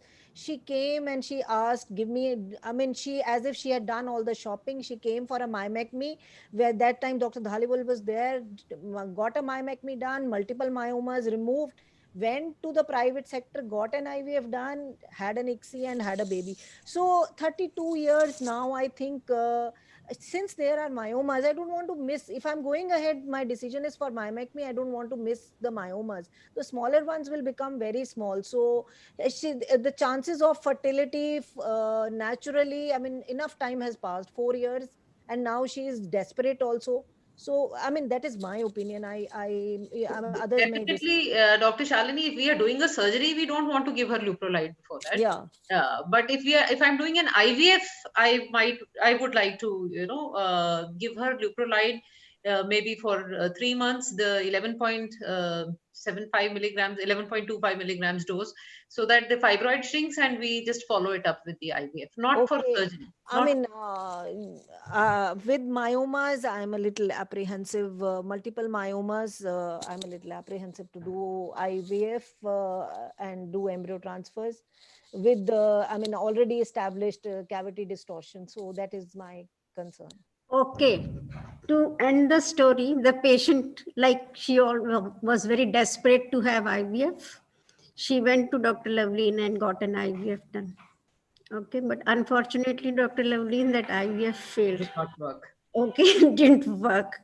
So, these kind of people, they have kind of a attitude, but they want everything fast, and then they realize it's not working. Then she went to some other sector. Somebody like Dr. Shalini also said surgery. I think Pooja also said surgery. So she has had the surgery, but she's still awaiting on her IVF. So this is long and short of the story nowadays, because most of the people in the category of these 26, 27 plus, they keep on postponing pregnancies for a long time. They are career-oriented girls, and we are nobody to challenge their choices. So, but we all have to be prepared to answer their questions and to guide them in the best way. Can I have the next slide, please? Ma'am, can we just add on to 2-3 things? Yeah, please. Ma'am, as far as lab myomectomy is concerned, what I see is if it is expert surgeon's hand and if we do not disturb the endometrium, then taking out the biggest fibroid and 2-3 other small fibroids, whatever are superficial and possible, myomectomy scars, they heal pretty well if endometrium is not disturbed.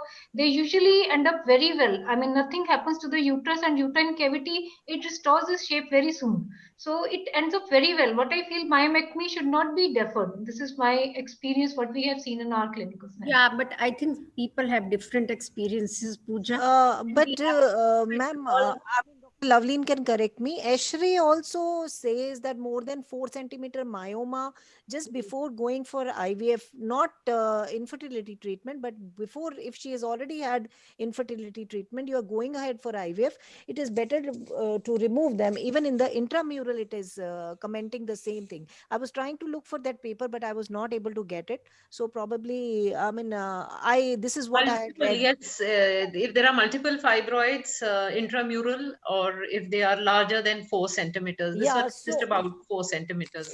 So this is around 4 centimeter and there are multiple myomas. So that is for Ashray 2019, Dr. Shalini, which you are quoting, no? Ma'am, I think it was 2016 and they have done some revision in 2019. So, yeah. I don't know that article. Now, this is a very recent article, 2020. It's a small group of patients where they have shown that restoration of normal cavity by UPA treatment prior to IVF avoids surgery, and they had the pregnancy rates comparable to a control group without fibroids.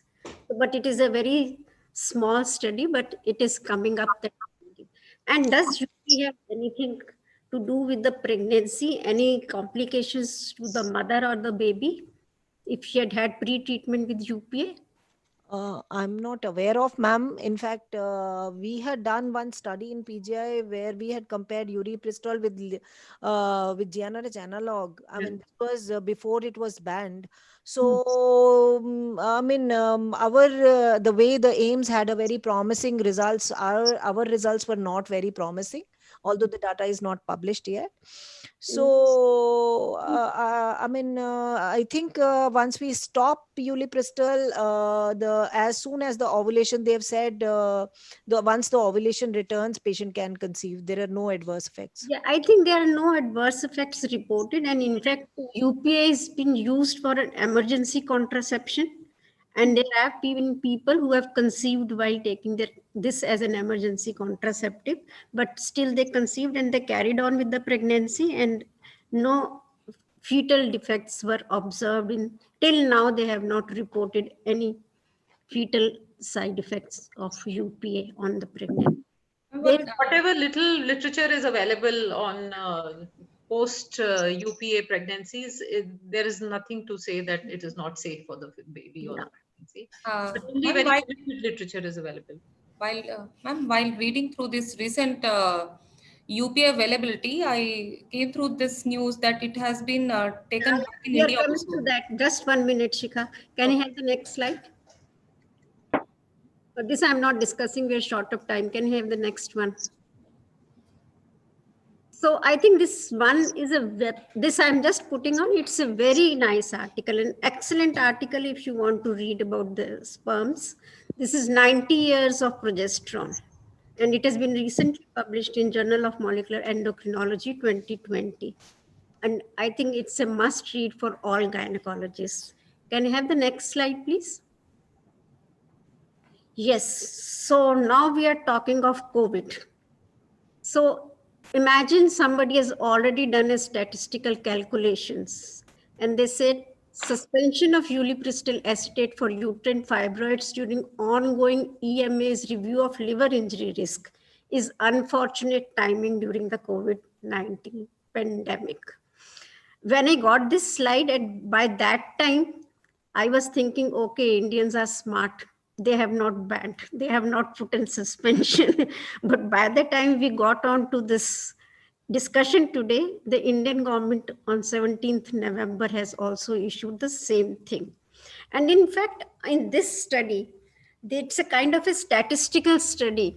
And what the authors have tried to say is that compared to the liver injury and comparing the persons who will need interventions which will lead to COVID infections. So they concluded that if one person is going to have liver transplant, then the risk of having liver transplant is like 2, then that having the COVID infection due to the surgical intervention is going to increase by 15. A statistical calculation all throughout. So I don't know, what are your opinions on this? Ma'am, this is I just want to add here, in 2018 when the Ulipristal controversy came up, at that time we were having a study which I was quoted was going on, and the DCGI at that very moment put a stop on our study, which was CIPLA sponsored. So, I mean, even though this is coming now in the news, but as far as DCGI goes, in 2018, it had put a stop on the study. But now I would also like to ask this company people, what is the status on this Ulipristal? And the other thing, which sometimes I think over, when they are saying that Ulipristal is banned and not the Mifepristone. After all, they're the same groups. Yes, and exactly. They both have the anti-glucocorticoid act, and they both act to that phenylalanine kind of a metabolite which causes the liver injury. So why they are not banning the Mifepristone and they are only banning the UPA? It means at least I could not find a reason for that. Agreed. And plus, ma'am, I was actually wondering all along that 4 trials, Pearl 1, 2, 3, 4, and then the Venus trial, and so many patients have been put through it. Yeah. But then when you look closely, they were all patients who were screened very strictly, and SGOT and SGPT, whatever, the liver enzymes were not raised. They were non-alcohol users. So all those things perhaps are the reason why these during the trials, the phase 3 trials, there were no liver injuries I at all. think definitely those patients who have had the controlled bleeding with this, now when you stop giving them, they will bleed. They will definitely bleed, no? And then what will you do? The surgical intervention? The chances of Has its own living risks, on monitoring. morbidity and mortality, everything is there with surgical intervention. So it's Even very Ulipristal was used in more than 9 lakh patients, where they reported 5 patients with liver failure. Failure. And as Dr. Sodhi rightly said, probably the screening has gone down. People are taking it left and right, especially in our country. The most of the drugs are not that strictly regulated. So chemists also give the medication, and there is no LFTs done. So probably that is one of the reasons. but is the state which we are going now and which probably is going to last for another 6 to 8 months. So I think we could have done away with this till that time. And of course, strict monitoring on LFT, of course, was there. We all are doing it, but that could have been ensured rather than suspending it at this moment. Agreed. So, Dr. Shalini, what do you think? So, you have started giving Mifepristone now? Ma'am, I'm not very fond of medical management. So, I mean, I rather give Lupride. I'm now, because of the lockdown and all, I have started giving Mifepristone. Okay. I'm not very fond of. You're not very. One thing I would definitely quote here is that people give lot of OC pills. I mean, we get a lot of prescriptions where fibroids are seen and patients are put on OC pills. So, madam, you will have to say something about that. Yeah. I think there was a time when we were residents, Dr. Lavleen would know, and people would blast us if we had put them on OCPs. So, but now most of the evidence is that they neither increase nor decrease. But they have also seen, the studies have also shown the chances of morbidity with OCPs given to the patients with fibroid is 17% less if they are given for 5 years because they control the bleeding. So OCPs are one thing. The other thing I think I wanted to add about was by tranexamic acid. Though we all know tranexamic acid has been approved for heavy menstrual bleeding, but not fibroids. And the reason it has not been approved by FDA for fibroids is that they have seen that by very mechanism of its action of this producing clots, it can cause necrosis and inflammation of the fibroids, which can cause pain. And that is what pain, and sometimes they become a source of infection. So giving tranexamic acid, though we are using it, but it is not actually recommended. So these are two things which are not actually recommended by FDA, which most of us have been using previously. But for heavy menstrual bleed, yes, tranexamic acid is good. And then the other things like NSAIDs and all, they are good for non-hormonal treatment. They are good for the pain and all. But these OCPs and tranexamic acid are two things which I did want to mention about in the medical treatment. And about the aromatase inhibitors, they are also a group of drug which has been shown to decrease. But right now the clinch is that they are to be used only in research purposes. Research, yeah. So they cannot be given. And as far as OC pills, I mean, this is our experience and we advocate it universally that we do not know which fibroid will behave, which will have estrogen receptors. And some fibroids have been seen to grow massively with progesterone also. So estrogen receptor, whether it will have estrogen receptor or progesterone, we do not know. So I mean, we do not advocate OC pills or we even the progesterones. Okay. General guidelines you can, and that is true even with the UPA. Ulipristal acetate, some fibroids don't respond at all. Yeah. And they say those people, they have a lack of that metalloproteinase enzyme, MMP enzyme. So at the molecular level, they don't respond. That is This true. was our observation also, that patients would not respond at all. And even we have seen with, I mean, Lupride also, that some patients do not respond at all. That is due to the action at the molecular levels actually. And they have been described in detail actually why they don't respond. That is true.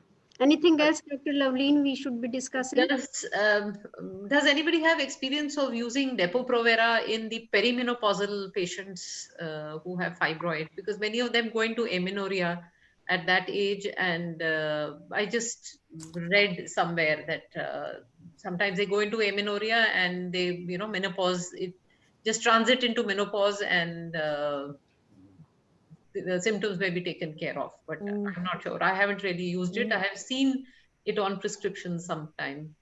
No, I Dr. haven't used it actually because I don't know when. And another thing which I think she mentioned was that GnRH antagonist oral elagolix. Actually, the mechanism for endometriosis and mechanism for fibroid, they are different. Endometriosis is progesterone resistance. No, and for this fibroid, this is the progesterone sensitivity of the receptor thing. So the mechanisms are different, but people are trying. It is on the research that this oral GnRH antagonist is also being tried for fibroid, but the results are still awaited on. Recently a drug has been approved. I was going through the papers. So in June 2020, FDA has approved this drug. That is this, it goes by the name of Orian. It has oral antagonist along with estrogen progesterone, and it has been approved for fibroids. So that was probably after Ulipristal and progesterone. So it was probably after the Ulipristal controversy came up. So now they have hurried. In fact, metformin has been quoted for fibroids. I don't know if anybody has read that, because metformin has been quoted for all the proliferative, like for hyperplasias, and the research work on metformin is also there. So this is these are only research drugs. Insulin-like receptor is present. Yes, yes, and they are all estrogen induced and obese, and probably have a common mechanism. So metformin is, yeah. Their other thing could be that insulin growth like factor on which these. Yes, madam, exactly. Even for the submucous myoma, they are saying TGF, I think TGF beta, which is being excreted, and that has an impact on the endometrium and implantation. Actually, a lot of work is now being done on the molecular level. And these are all the factors, and I think can find the reason of how metformin can work. Now, I think I can hand over to Dr. Sarita if you are there. Yes, I'm there. Thanks a lot to my panelists. I think we had good discussion, but we can go on and on if there were constraints, no constraints of time, because there's so many situations where this is such a controversial topic that previously panel discussions that I have seen and participated, gynecologists start behaving like Arnab Goswami. So we had a very nice, healthy discussion. Civilized. Yeah, true. Very true. I have 2-3 questions which I think should take my turn. Yeah, please. Hello, am I audible? Yes. There's a have a minute. Okay, yes, ma'am. You carry on. Yes, ma'am. I was thinking that aromatase inhibitors I have tried in those cases where Mifepristone didn't work, and I tried in 5 patients and all perimenopausal patients, and the results were very good. I'm trying to, but this is not still tried, and we have to explain to the patient that it is just a therapeutic trial we are doing, because it's still not advocated on the on any level, and I could not find many studies of use of aromatase inhibitors. There are only 1 or 2 studies. Ma'am, nowadays there are many studies, and I think your experience is valuable because it is in the process, it is on the research. Thank you, ma'am, for giving your inputs.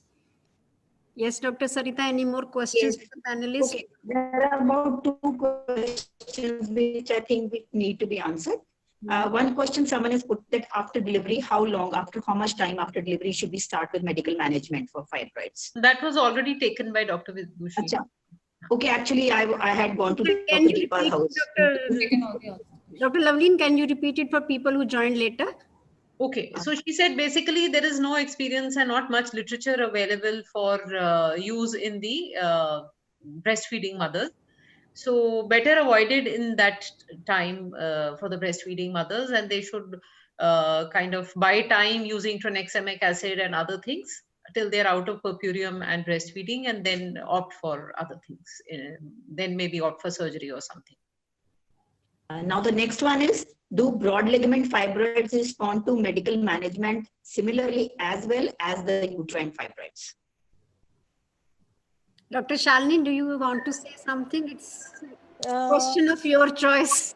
Ma'am, broad ligament fibroids, why we want to treat them medically, I don't understand, because they are not causing, and they are expected to respond like any other myoma.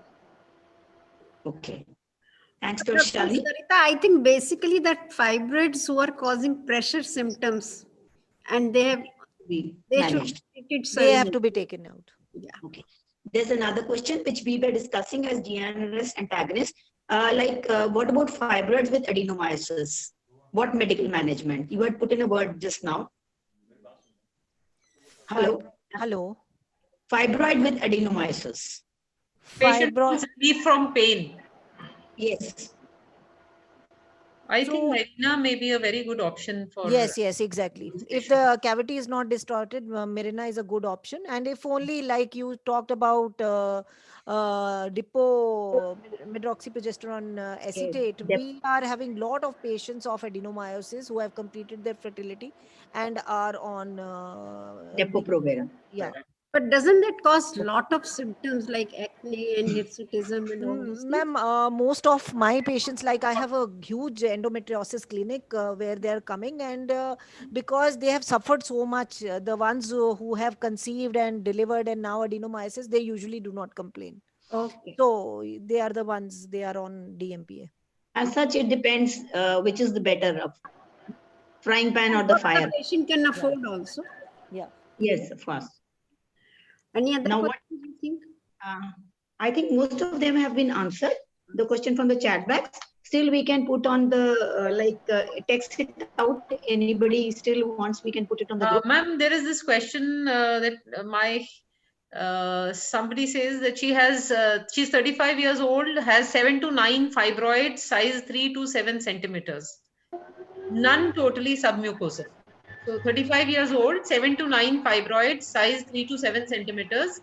2 of them have submucosal component. Should I TTC, should I take treatment maybe? So, I mean, actually other things are also required. The symptoms, whether there is menorrhagia, fertility, all those things only if we know, we would be able to say whether you should take treatment. So leave the myomas if they are not bothering you. So that is the answer. Shall I? Or else you can one patient.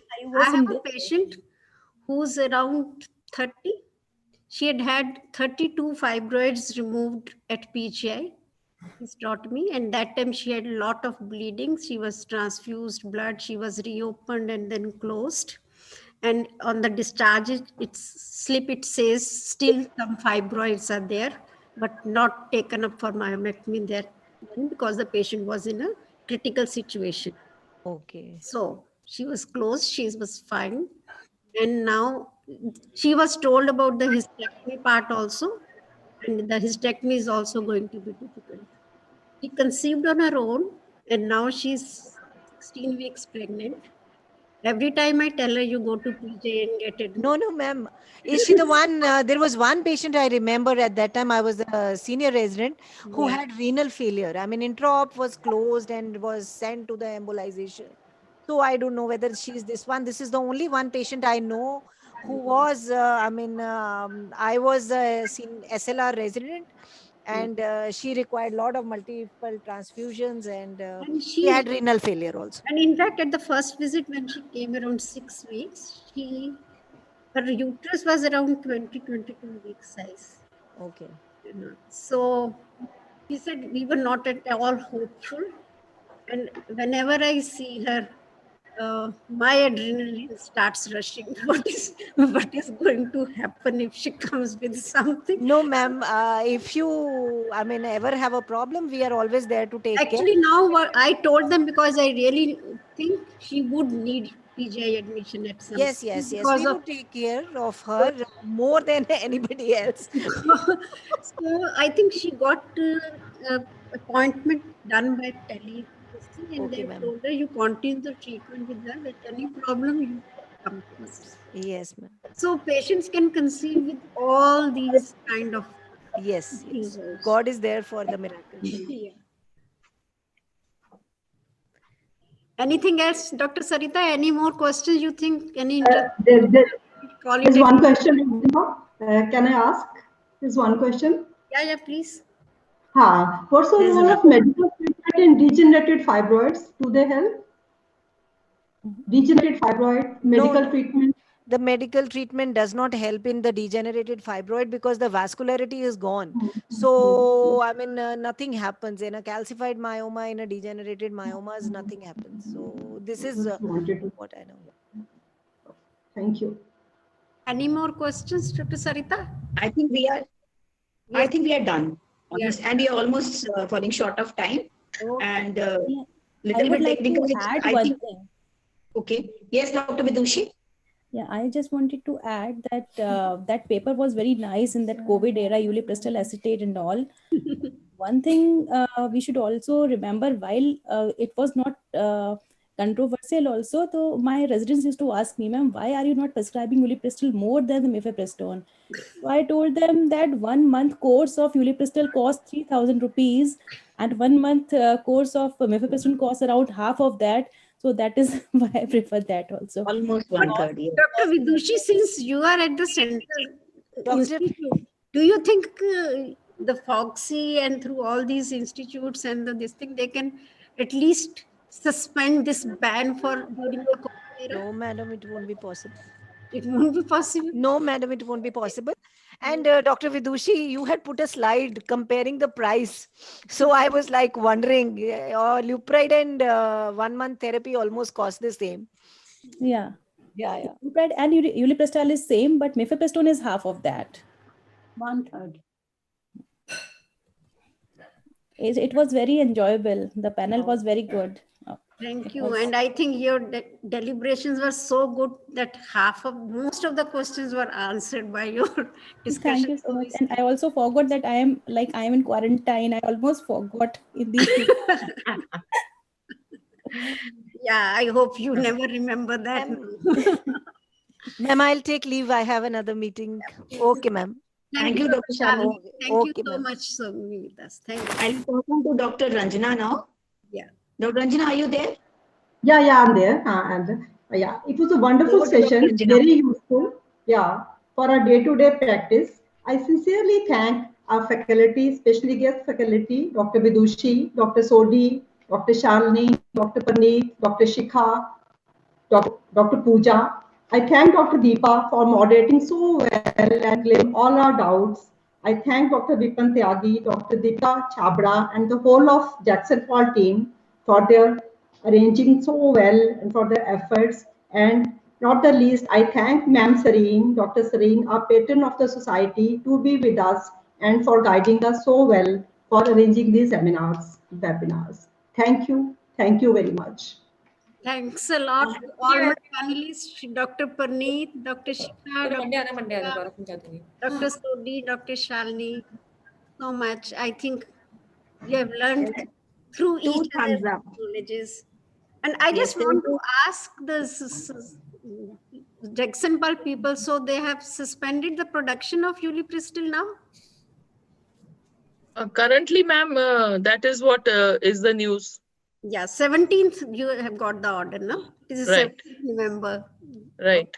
But your Mifepristone will go on. Yes, of course, ma'am.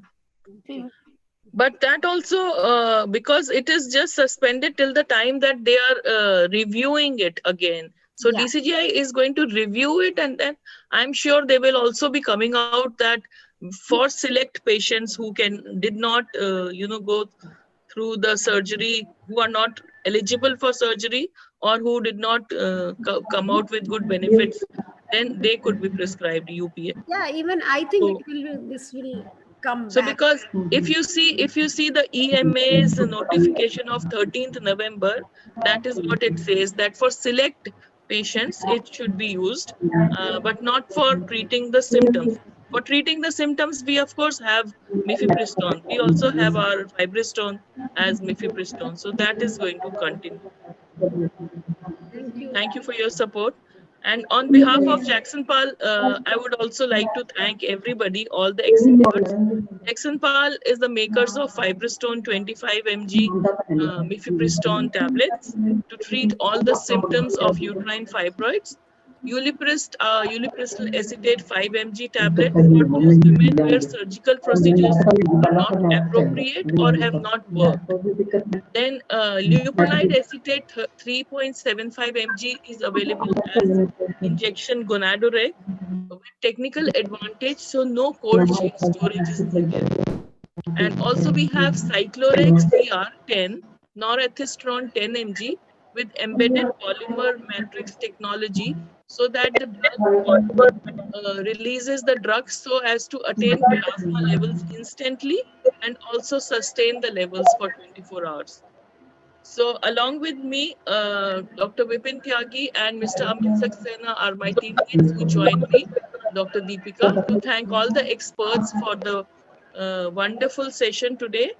We would like to reassure all the experts our extended support for further activities also for service of women's health. We appreciate the presence of all the attendees and hope to go a long way in knowledge sharing. We thank you all so much for being there. We hope to see you again in our next webinar soon.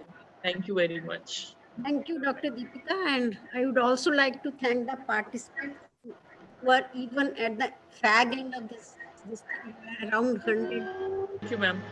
Thank you so much.